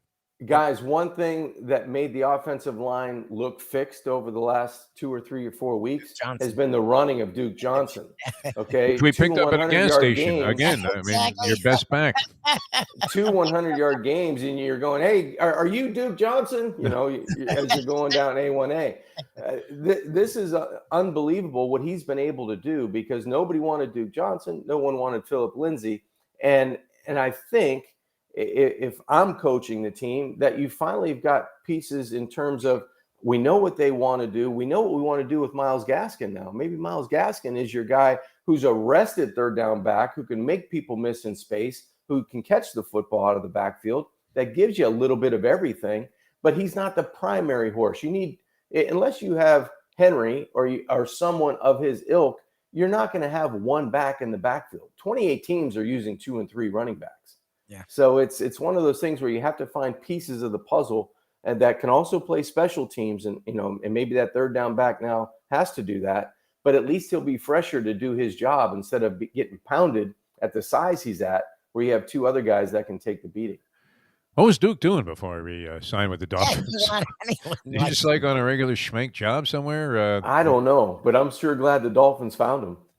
Yeah, so all the things that you talk about, yeah, let's give them some credit for trying to fix a room that they thought didn't need fixed. I thought the Dolphins, we can go back to our scenarios. Every time I saw the Colts play and I saw the running back, go for 130 yards, I'm thinking that guy should be wearing aqua and orange. Oh yeah, Taylor.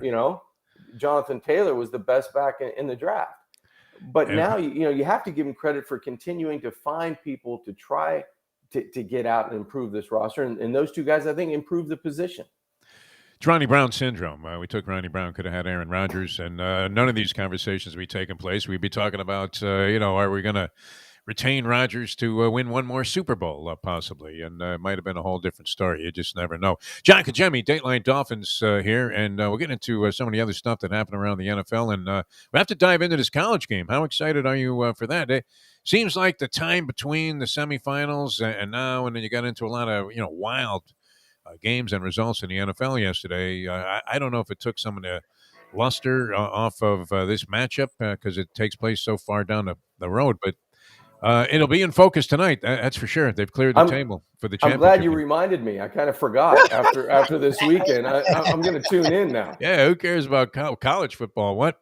Isn't it over? Feels like it's over. Yeah. Well, we'll get your thoughts on this because Lubie, he now likes Georgia to win this ball game. Leaning Georgia. Oh. I don't know. He's leaning Georgia, but he's picking Alabama. I mean, what is that? They tell you to have an opinion in this business. You get paid to have an opinion, right?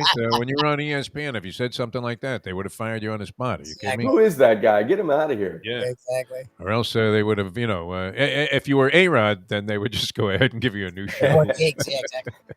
All right, John, I mean, we can't wait to get down there. Jimmy Johnson's Big Chill, but we suggest it all the time. We have people listening all around the world. They come to South Florida. They're thinking, okay, I want to go to the Keys. And as we like to say, the hotel seldom looks like the brochure. And, some of those real good values that you get in the Keys. And that's where Jimmy Johnson's Big Chill just sets itself apart because from an accommodation standpoint, if you're coming in, especially like, from another country or whatever, and you want to have a dynamite stay, what could be more spectacular than the accommodations there? Oh, you're right. They have 6 3,000 square foot condos, and there's plenty of room to relax. Everybody has a wraparound balcony of the Bayside, and the views are spectacular. But from the minute you step on property, you feel like you've kind of got into paradise, and drink and food. You have the tiki bar outside with the pool setting, and just to kick your feet up and relax. If you want to venture inside and have a nice sit-down meal, you can do that. Or if you'd like to go and watch football or watch whatever your favorite sporting event is, you have the newly renovated sports bar, and I'm sure it was cranking this week because of that Raider game. Dominic and Amanda are huge Raider fans. My brother and sister-in-law and Larry, he gets on board. He probably goes the opposite way just so he could tease both of them. But it's a great spot to watch sporting events and football, and I'm sure the playoffs and the wild card games coming up this Saturday. Great spot in the sports bar. But Jimmy Johnson's Big Chill, just everything you want in terms of relaxation, first-class service, and just great views anywhere you look. Great spot. Don't forget about our friends at Gulfstream Park. Championship meet is on, and the racing has been dynamite, and it's only becoming more and more exciting as the 3-year-olds are starting to get involved, and you never know. You're going to find that hidden gem.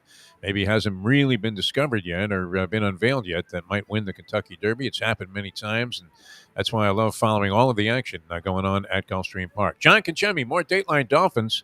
Get his thoughts on the college championship game tonight. And, of course, we have the playoff matchup set in the National Football League. So a lot more ground to cover here with John Conchemi on Dateline Dolphins. I'm Jeff Deforrest. He is Mike Lubitz. He did get a little more pale, did he not, John? Did you notice the change in hue on the shot? When you mentioned Herbert and what an arm this guy has, a monster. A monster. Could have solved our problems, I think, for years here at the quarterback position. Whereas, as we were saying before you came on, John, questions remain very much the same with the Miami Dolphins going into next year as they were going into this year and the year before, and it seems like for the last 20. Back with more in a moment on the Defo Show on Ion Channel. Now that. The time. 8:26. These days, we're all looking for comfort anywhere we can find it. Thank goodness for Landlubbers Raw Bar and Grill in the Plantation location, because they are making sure you are as comfortable as possible. First of all, they're not only open for delivery and pickup. All you have to do is go to landlubbersbarandgrill.com for both pickup and free delivery. Their hours have changed a little bit. Monday through Thursday from 3:30 to 10, and Friday, Saturday, and Sunday from 11:30 to 10. You're going to have the best wings in the world. You're going to have a great burger. You're going to have their amazing soups. Again, Landlubbers Raw Bar and Grill. It's nice and easy. Just go to landlubbersbarandgrill.com for both your pickup and free delivery. Thank goodness for Landlubbers for making you always feel right at home. Play the ponies in style at Champions, the outstanding simulcasting room at beautiful Hialeah Park. Yes, the grand old lady of thoroughbred racing has never been more vibrant, and you can wager on the races from the top tracks around the country while enjoying a cocktail at the Brass Rail Bar or any of the fine food served throughout the facility. If poker is your game, you're covered in style, and you can play all your favorite Vegas-style games, including blackjack, craps, and roulette in Hialeah Park's sizzling hot casino. Get a player's card when you walk through the door for all kinds of generous amenities, including our favorite, free play, when you come out to the ultimate casino and entertainment destination, Hialeah Park.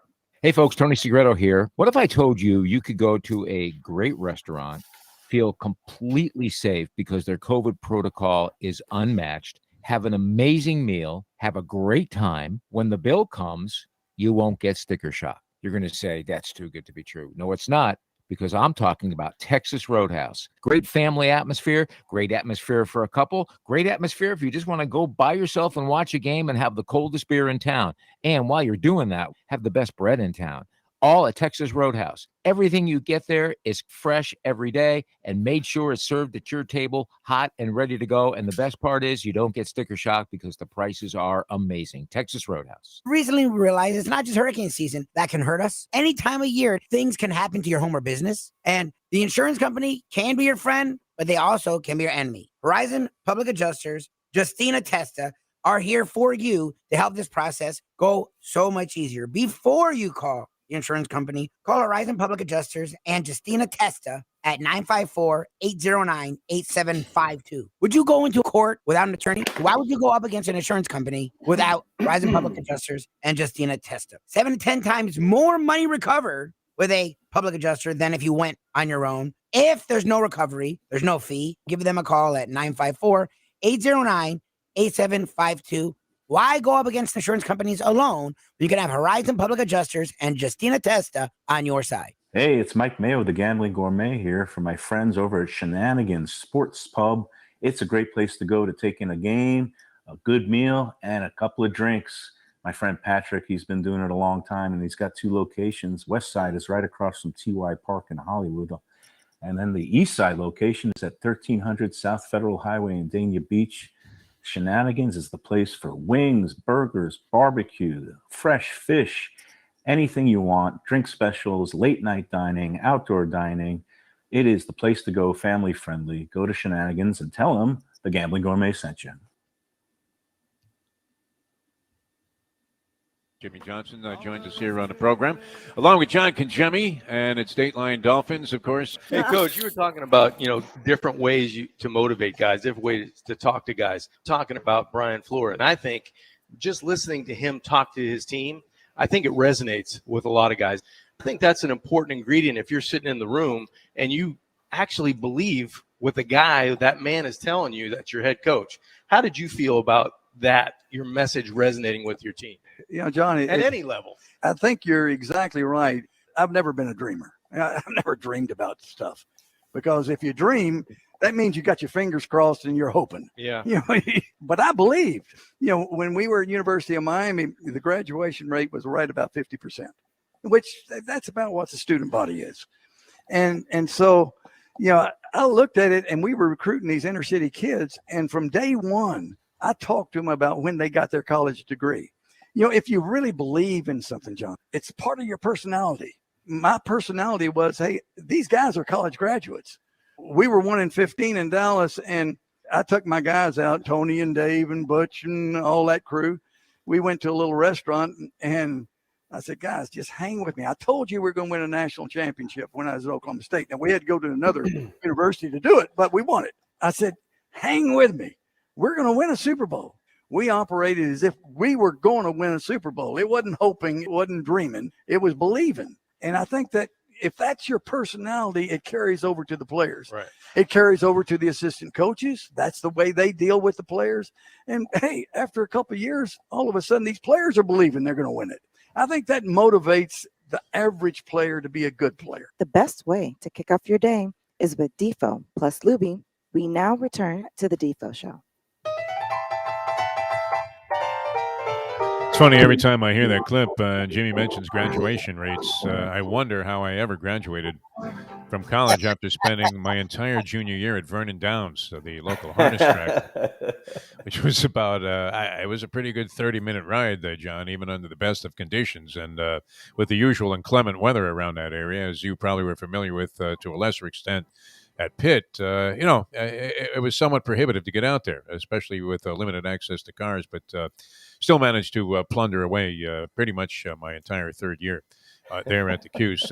And speaking of Duke Johnson and the University of Miami ties with the Miami Dolphins, we do have to congratulate. And it's funny, John, I don't know if you've ever had this experience with a friend, but we used to always call Jim Larinaga because we love talking basketball and old school hoops with Jim Larinaga, the head coach of the Hurricanes. So I don't think we've contacted him since we started this new venture about 3 months ago here on Ion Channel. I'll try and get him on this week. And it's probably been a while, but do you think he's just going to think we're fair-weathered friends? If we call him after he beats Duke, for God's sake, on the road at Cameron Indoor, and with dramatic fashion, the Hurricanes win, and they're like on a 9-game winning streak, and I think 6-0 in the ACC as a basketball team. Yeah, it was great. I got an alert on my phone, and I had to read it a couple times. And I wasn't in a position to, get to a television set to go tune in. But what a great win for the Canes. And you're right. Jim's a great guy, good basketball coach, and they're on a bit of a roll, the Canes. It's a lot of fun. It's a fun team to watch. I caught a couple of games early in the season. It's crazy, too, because we used to have these games at the Merrick Road Park where I was growing up, and there was some highfalutin players in there, including a young Dr. J. And so there was a kid that I remember that nobody would, know of any basketball distinction by this guy unless you happen to be on Long Island at the time. And his name was Eddie Malloy, right? So I'm just joking. Lubie always asked me, hey, why don't you throw some old school guy, from New York at Larinaga and see what he knows about the guy. So I throw Eddie Malloy out there, and it turned out he was like his arch rival in high school when he was a high school player, and then went on to Providence, and he knew everything about this kid, every single piece of minutia, which was great. So we always enjoy having him on the show, Jim Larinaga, and we'll have to try and get that going. Now that's a nice transition. Do you like that, John, into the college football I scene love here? it. Okay, job. so we've had any number of people on handicapping a game. Our theory: don't bet against the devil. Yep. It's proven 6 times he's been an underdog in Alabama. Nick Saban's won 5 of those games outright, and many of them by wide margins. And the only loss he sustained was also against the spread against, I believe, the 2008 University of Florida team. And that was a team, I think, that went on to win the national championship, and they throttled Alabama and beat them by 11 points when they were getting 10. Now, what am I missing here? We just saw this, and the common wisdom is, well, Georgia had the better season overall. They have better players. They have this, they have that.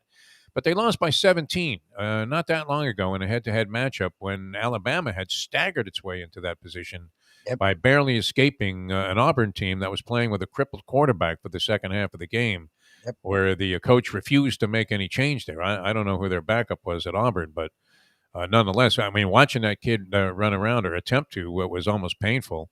And Bama was still life and death to beat them. So you had no reason to think they were going to beat Georgia. They shellacked them. What's going to be different this time around that has people thinking that Georgia's going to win this game? I think it's Georgia's time. I just don't know how many football teams with the talent that Georgia possesses on defense can be denied. And it's tough when you have teams that are so close in talent to continually beat up on a team or just find a way to win. I think sometimes it turns into a belief of a team that somehow, some way, we're going to beat this team because we know how to win and they don't. Well, it only takes one time for Georgia to step up. And I think Georgia's time is tonight to step up with that defense, with Bennett playing more consistently at quarterback and getting some running from White and doing all the things that they can do offensively. I think they're going to win with defense. And I don't know if Young is going to be able to have those spectacular plays he had in the SEC championship game. And those were plays that, you dream about making, and he made all of them. And that was enough to propel Alabama to the SEC title. I think it may be a little different tonight, although I think it's going to be an outstanding contest again between the best 2 teams in college football. Lubie's got some red marks on his rear end there with the fence. You know how you get to the top of the fence and you're sitting right on it, and then they got the little spiky part there on a chain link fence? Yes. And he's straddling that because he's been convinced on both sides of the equation there. Right? It's hard to bet against Nick Saban. I mean, you have the best college football coach probably of all time. Is that a fair statement? Or yes, it I is. don't know. Nick Saban, I mean, what he's done is He's remarkable. the best ever. I mean, in this era to do what he's done is ridiculous. Yeah. The numbers just bear it out. I mean, they're so consistently dominant. There's not another team that I can think of that has done it like the way Alabama or the university has done it like Alabama has. I can't help but think that Don Shula's rolling over in his grave as I make a statement like that and saying, I never liked you, Defo. Because, wow, did he despise Saban for taking over the job there that Mike Shula had at Alabama, where many people thought that Mike Shula, actually, even though he didn't get the results on the field, was about to crack into that domain. But then Saban became available and wanted the job. And what are you going to do? You're going to go ahead and take a shot with this guy over an unproven Mike Shula, who hadn't shown that he could sustain, some winning level to the extent that the previous national championship coach, Nick Saban, had done. And he won it out of Miami at the time. But they also have the Heisman Trophy winner who, as you said, John, I mean, if you had that kind of day against the Georgia defense as a quarterback, which you had many great days at quarterback during your playing days, wouldn't you be thinking, hey, I can't wait to go against these guys again and show them what schmucks they really are? You would have supreme confidence going in, but the more you watched film and the more you saw this team dominate just about everybody else they played except for Alabama. And you notice the plays that were made in that game in the SEC championship, they weren't, drawn up exactly on the whiteboard the way that they ended up happening. It was a lot of breakdowns, individual. Yeah, a lot of breakdowns, a lot of ad libs, a lot of extension of plays by Young and his legs to be able to be accurate with the football, to be able to run the football, to move the chains and stay on the field against a very good defense. So the more you dig into it, you say, man, Georgia's only a couple of plays away. If they can just get off the field, they may be able to get some momentum and be the dominant team tonight. So that's how close it is. It all, coaches are notorious for saying, hey, football comes down, that game is won or lost by about a handful of plays. There's probably 6 plays you can pull out of that game, out of the 80 plays that were run on offense, that you think that were determining factors in a football game. And I think that Alabama made the majority of those plays the first time around. If Georgia makes them tonight, it might be a different scenario. Kirby Smart looks spooked in the press conferences and the interviews I've seen with him, doesn't he? I mean, he doesn't look like a guy that's brimming with confidence about the ability to reverse things. Usually you hear some bolder statements or, it just seems very superficial, whatever it is that he's saying about being able to overcome Alabama. I just like the fact that the Nick Saban tree, when you take a look at Jimbo Fisher and you take a look at Kirby and you take a look at some of the other coaches, when things get a little haywire on the sidelines, they all have that same reaction of like their hair's on fire and they're going to choke the next person they see. Whoever turns around, they're going to go after. Yeah. No punches were thrown, but just the reaction of those guys. And, I've been around Kirby Smart in terms of off the football field a couple of times. Man, what a good guy. And what a solid, he has just that coach's demeanor where I think he has that supreme confidence, but sometimes it's all helter-skelter and it looks like he's, fraying at the edges. I just think that his football team sometimes has those 1 or 2 plays that when you see Kirby kind of lose, the wires don't touch and he starts going crazy. I think they have 1 or 2 plays like that. So sometimes you mirror your coach. And I don't know if that happens all the time, but I do believe that Kirby is he's a good football coach. He's a good man. I've been around him. I like him. And I just think that I think he's pounding into his team that this is your time. Tonight is your game. It's not going to be the same scenario. He's got to be eyeballing that little weasel across the way there, Nick Saban. I think Saban is under some kind of sedation. I don't know how it is that he's achieved a look where he is now the epitome of calm and graciousness. Coach, that's not your glass. This is your glass right here. Take a sip. Take a couple sips out of this one. At the Dolphin offices who had been with the team for 37 years, who broke in with Bob Greasy. And he's firing him for saying, "Hey, coach, nice haircut," right? Yeah. Like this was somehow, a situation where he couldn't be spoken to by people that were lesser of human beings than he was. And when he stepped over that guy that had passed out in the locker room, that story has been validated. I mean, it's not like something somebody made up about the guy that grew in exaggeration over the years. I mean, literally, stepped over a guy who had passed out in the locker room on the Dolphin floor. And not that it's funny, but I mean, and I just said, "Don't forget, practice at 12:30." As he looked back on his way to his office. Hey, get that body out of here. Right, he's cut. Hard to like this guy, but nonetheless, all of a sudden, he's like the epitome of cool, very gracious. They stop him coming off the plane there. "Hey, coach, couple of questions, right?" Normally, he would have just, said, "What do you want to know?" All of a sudden, he's Mr. Cool, like he was introducing you to an episode of Mr. Rogers' Neighborhood. Oh, well, it's a pleasure to be here. Some guys mellow in certain ways as they get to a certain age. And he's been doing so much winning in terms of, the expectation at Alabama's national championship every year, or at least, play for it every year. You win it, 2 years in a row, give somebody else a win it for another 2 years. It just seems like that's been the expectation ever since he's arrived in Tuscaloosa. So I think coaches, recruiting young kids and being around young kids for as long as he has now, I think sometimes you have to adapt. You can't take everything as deeply as you might have 15 years ago, 18 years ago. And I think Coach Saban is very comfortable being Nick Saban. I think he's very comfortable knowing he's going to get a shot at the best talent in the country each and every year at any position he likes. And he's going to have the greatest opportunity to get NFL caliber head coaches on his staff every year to be able to, kind of do what they do with their position coaches or coordinators. So I think you'd have, if it were me, I'd want to have a little bit of a mellowed out approach, still get excited at the things that might not be as meaningful. So I get everybody's attention now and then.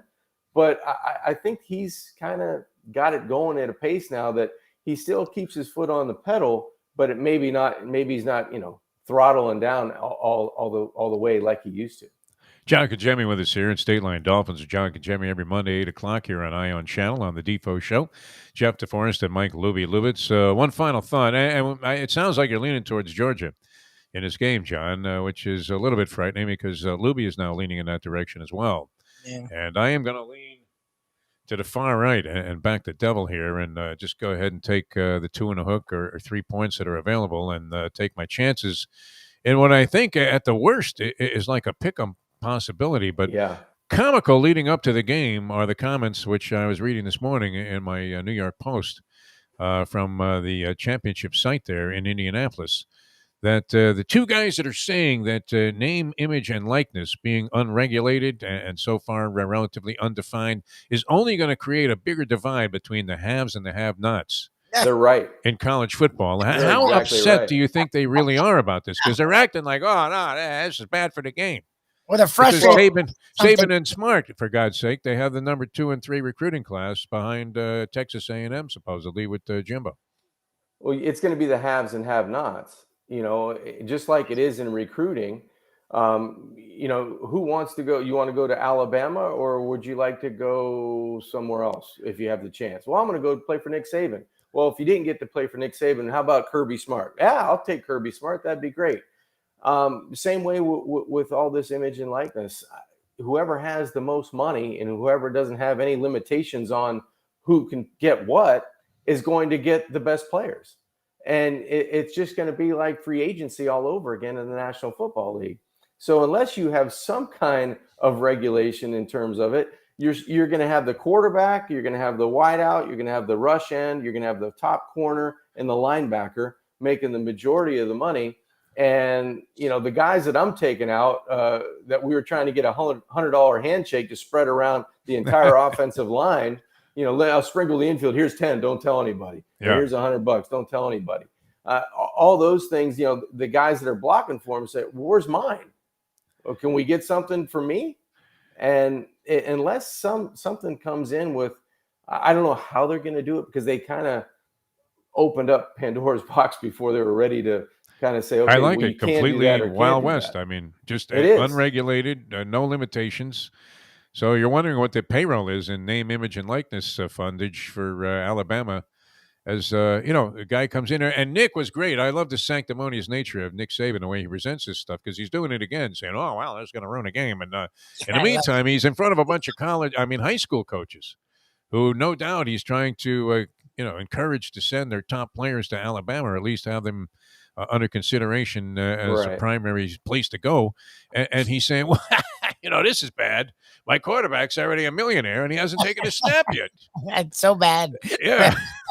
Yeah. And then how about the quarterback that went to Ohio State, signed for $1 million, whatever, millions of dollars. Yeah. Plays maybe a handful of downs, transfers to Texas, I believe. Another $1 million. He got a bigger deal at Texas than he did at Ohio State. And we don't even know if he can play or not. That's right. Yeah. Well, that's great. They're complaining, Nick and Kirby. They're complaining that the haves are only going to have more, and the unfortunate have-nots are going to go who's going to further to the bottom. If you can get to a Division I school, and at least there's a parameter in place to say, well, if I'm there, I can get X amount more of a stipend. Maybe it's not an exclusive deal for me, but if I can get to a place where I know I can get a certain amount of money every month or, for a year, that's a great deal compared to if I have to go to a MAC school or I have to go somewhere else where hey, you know what? Those deals really don't exist. You know, there's only a couple of guys on our team that are going to have that opportunity. That, to me, is the haves and have-nots. So why am I competing against all these other schools when I have no chance? It's going to be funny when Nick does an interview with Barstool Sports. Yeah. Their quarterback is getting paid millions to do a podcast. All right, we'll come back. We'll touch on some of the playoff matchups coming up. The wild card weekend is on tap, and that was that first round of the wild card was many people's favorite weekend of pro football. Yep. And it's going to be even more expanded this year with added teams in. So you have 6 games on tap on Wild Card Weekend. We'll come back. We'll touch on the matchups in the first round of the NFL playoffs. Who's going to the Super Bowl with Jan Kajemi in a moment here on the Defo Show on Ion Channel. Back with that in just a few minutes. Now that. The time. It's 8:49. Since day one of Old School, we've had Catholic Health Services be part of our family. They are recognized as the quintessential rehab facility in the Southeast for strokes, but it goes well beyond strokes because Catholic Health Services is in the community of South Florida to help the community stay healthy. And if they're not healthy, get them healthy and get them back on their feet quicker than they could have ever expected. They do it every single day. It's step and repeat 24/7. Catholic Health Services. The championship meet is right around the corner at Gulfstream Park. The only place for live racing, Gulfstream's action has never been hotter. Whether it's on the track, in the casino, or part of the dining and entertainment offered at the Village of Gulfstream Park. Currently running Thursday through Sunday, Gulfstream's racing package is the best in the country, with all the top horses and people in the game pointing towards another tremendous winter season. Check out the remodeled first floor casino, open 7 days and nights a week, along with the many special events and concerts happening at Gulfstream Park. You can place your wagers from anywhere at firstbet.com. Check the calendar of events at gulfstreampark.com. From the newly renovated sports bar to the beautiful bayside views captured at the Tiki Bar, Jimmy Johnson's Big Chill has it all. Located at mile marker 104, the Big Chill also offers waterfront dining while experiencing breathtaking sunset views of the Florida Keys. It's simply the hottest spot in the Keys to cool off. That's Jimmy Johnson's Big Chill at mile marker 104 in Key Largo. For more information, call today at 305-453-9066. Buy or lease a Taos and take it to the house at Deal Volkswagen. Anna and her team make your next VW purchase or lease so easy with new inventory rolling in daily and the biggest selection of certified pre-owned vehicles in the business. You can make your deal online at dealvolkswagen.com or visit the beautiful showroom in the classic location, 3601 Bird Road, right in the heart of the Gables. Or give Anna and the team at Deal a call at 305-448-DEEL. Jettas, Passats, Tiguans, Atlas models, and the hottest vehicle in the industry, the new Taos, all at unbeatable prices and all ready to roll off the showroom floor at the #1 Volkswagen dealership around, Deal Volkswagen. I mean, if you look at our organization today, you've seen what we've done, from every aspect except on the playing field, probably the first-class organization in the National Football League. It's now time for the Defo Show. Welcome back to the show. Another Peel Yourself Off the Mat Monday flying by, and it's always a pleasure to have Jan Kajemi with us on Dateline Dolphins, brought to you by Jimmy Johnson's Big Chill, mile marker 104 on the Overseas Highway, right in Key Largo. Nice spot, whether you're coming or going or coming, or you just want to plan a vacation there. Fantastic place to go. Jimmy Johnson's Big Chill. I like to go there by way of Hialeah Park and spend a few bucks in a casino.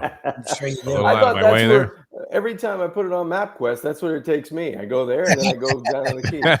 As if driven by a magnetic force field. All right, the matchup set after what I thought was an exhilarating day of NFL football, right down to the final seconds there, and that whole scenario with Jacksonville and the possibility of teams taking a knee in the finale, and it nearly came up, and it looked like it was going to happen, except for the fact that Staley, the coach of the Chargers, is hell-bent on self-sabotage. Couldn't it? And even though it looked like they were going to have a gimme and, all shake hands and, it would look like a Woodstock reunion there after the game. Both teams making the postseason. See you in the postseason, maybe. Yeah. Good luck. Analytics got in the way. Yeah, Wow. from a win.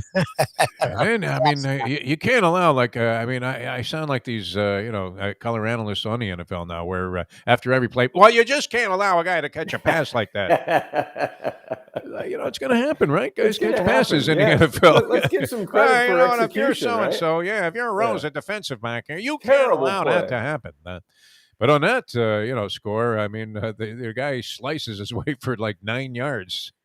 And that sets up, the field goal would have been good for a longer distance. I don't know if they attempt it. I mean, with the I don't think they do, possibility Defo. of a long field goal getting blocked, I mean, that's the only thing that can do you in is a Joe Pisarcik play. You know who gets fired today in LA for the Chargers is the get back coach, because he should have tackled Coach Staley on the sideline Yeah. when he went to the official to give a timeout signal. Should have just roundhouse, just clotheslined him on the sidelines, knocked him out, and that way they go to the playoffs. I don't care who you had in there on defense, right? I mean, they could have dug up Junior Seau, and it would have been better than, calling That's a when timeout in that spot. That's when the Raiders have a street smart head coach. He was playing the game. He was going, you know what, this guy, if he understands the body language, we ain't gonna do anything. Okay? Just let the game play out. And Exactly. Staley calls timeout, trying to outsmart him. And he goes, all right, you want to go that way? We'll kick a field goal. Exactly. We'll run the ball, one more Yeah, time. we'll run it again. Oh my Stupid. God! Yeah, I mean, it would have been the last thing you wanted to do was have a turnover there because you'd already clinched the playoff spot. Just let why the time not? expire. Staley And, must have grew up on a cul-de-sac, not a corner, because that was not good. Tragic strategic error, and you already had the blunder, as you mentioned. Although, I mean, if you're going to go for it and be a gutsy, we always scream. We were talking about this earlier, John, where you're screaming at the coach, "Don't be a wimp." When they punt on like 4th and inches from the 50, and you think, just go for it there. You know what? If you don't make it, so what? Stop them from gaining 20 yards and keep them out of field goal range, or else you're going to sacrifice 3 points for taking a chance. I mean, if you're going to take, make large, long shot wagers like going for it there, then there might be consequences, but there also could be some very favorable results. All right, the matchups, and so far we have what we have. We'll go through them real quickly here in the 5 or so minutes we have left with John Kajemi on Dateline Dolphins. Zona and the Rams. Arizona slumping badly in the last quarter of the season, last third of the season. And the Rams beaten after they had a substantial lead in the game last night by San Francisco. Yeah, that'll be a tough matchup because the two quarterbacks that can get really hot and score a lot of points and lead their teams to points, and two defenses that like to get after the quarterback. So that'll be a fun game to watch. The one I had my eye on, how about New England having to travel to Buffalo? Wow. I mean, they really, they should have won the game here, and that would have been able to dictate, a little bit lesser of an opponent. But now you have two AFC East rivals going at it, and you never know what the weather's going to be like there in Buffalo. Oh, and that's going to be a tough road, no doubt about it, having to travel to Buffalo for that game. Buffalo seems to be back on form, even though it was a game for the first half against the New York Jets, the lowly Jets, who I think mustered all of 53 yards of offense. It was the lowest total since Mike Tolliver was quarterbacking the New York Titans back in the day. Wow. I mean, just ugly. And they're screaming for Salah's head. Now, giving him, saying, hey, one more year for this guy. Otherwise, we're going to deem him a clown and get him out of here. All right. Also, you have Cincinnati. A lot of people like them all of a sudden. That happened a few weeks back. And then they fell off, lost a couple of games, and now they seem to be back on form. And many concerns about the Kansas City Chiefs. So do you have a thought on who might emerge from the AFC? The Titans end up with the bye in the number 1 seed. I don't know that they're not invulnerable also. No, but they get Derrick Henry back. And in a cold weather scenario and in a play action that, makes Ryan Tannehill thrive, and a defense that kind of can get after you a little bit with those defensive ends, you got to like either Kansas City or Tennessee emerging out of the AFC. All right.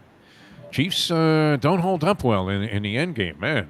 Are they prone and have a penchant for giving games away late? Their defense all of a sudden goes into collapse after showing signs of life through the winning streak that they had. John, always a pleasure. So great having you on the show, as always. Looking forward to, I understand Tommy Fox is already in serious final negotiations for the date for the broadcast at Jimmy Johnson's Big Chill. And even if it happens after the season, that'd still be cool to talk about the season with Jimmy, because they're going to be on with us all throughout the year. So that's that'd be the best case scenario right now. Hopefully we can get down there during the playoffs, but anytime we can get down to mile marker 104, we're in good shape down at Jimmy Johnson's Big Chill.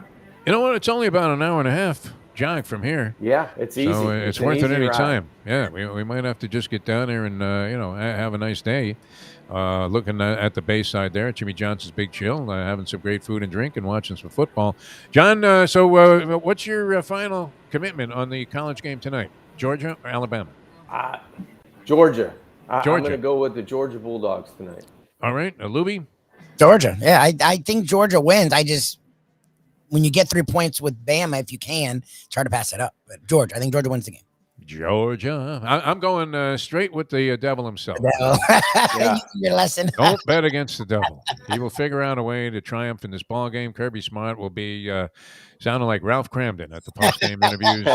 Just I don't know what happened. We had the best defense in the country. What am I supposed to say?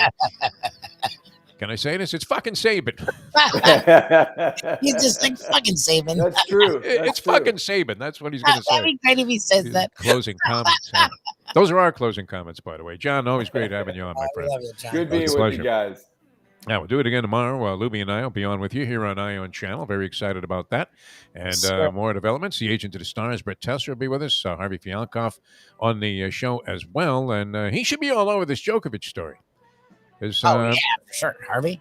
He's not a fan of Joker breaking the records of his two favorites, of course, the greatest of all time, in many people's opinion, the great Roger Federer. But, I mean, Djokovic may blow by Federer's accomplishments in terms of Grand Slams. I mean, he's still the top player in the world, and there's no competition now.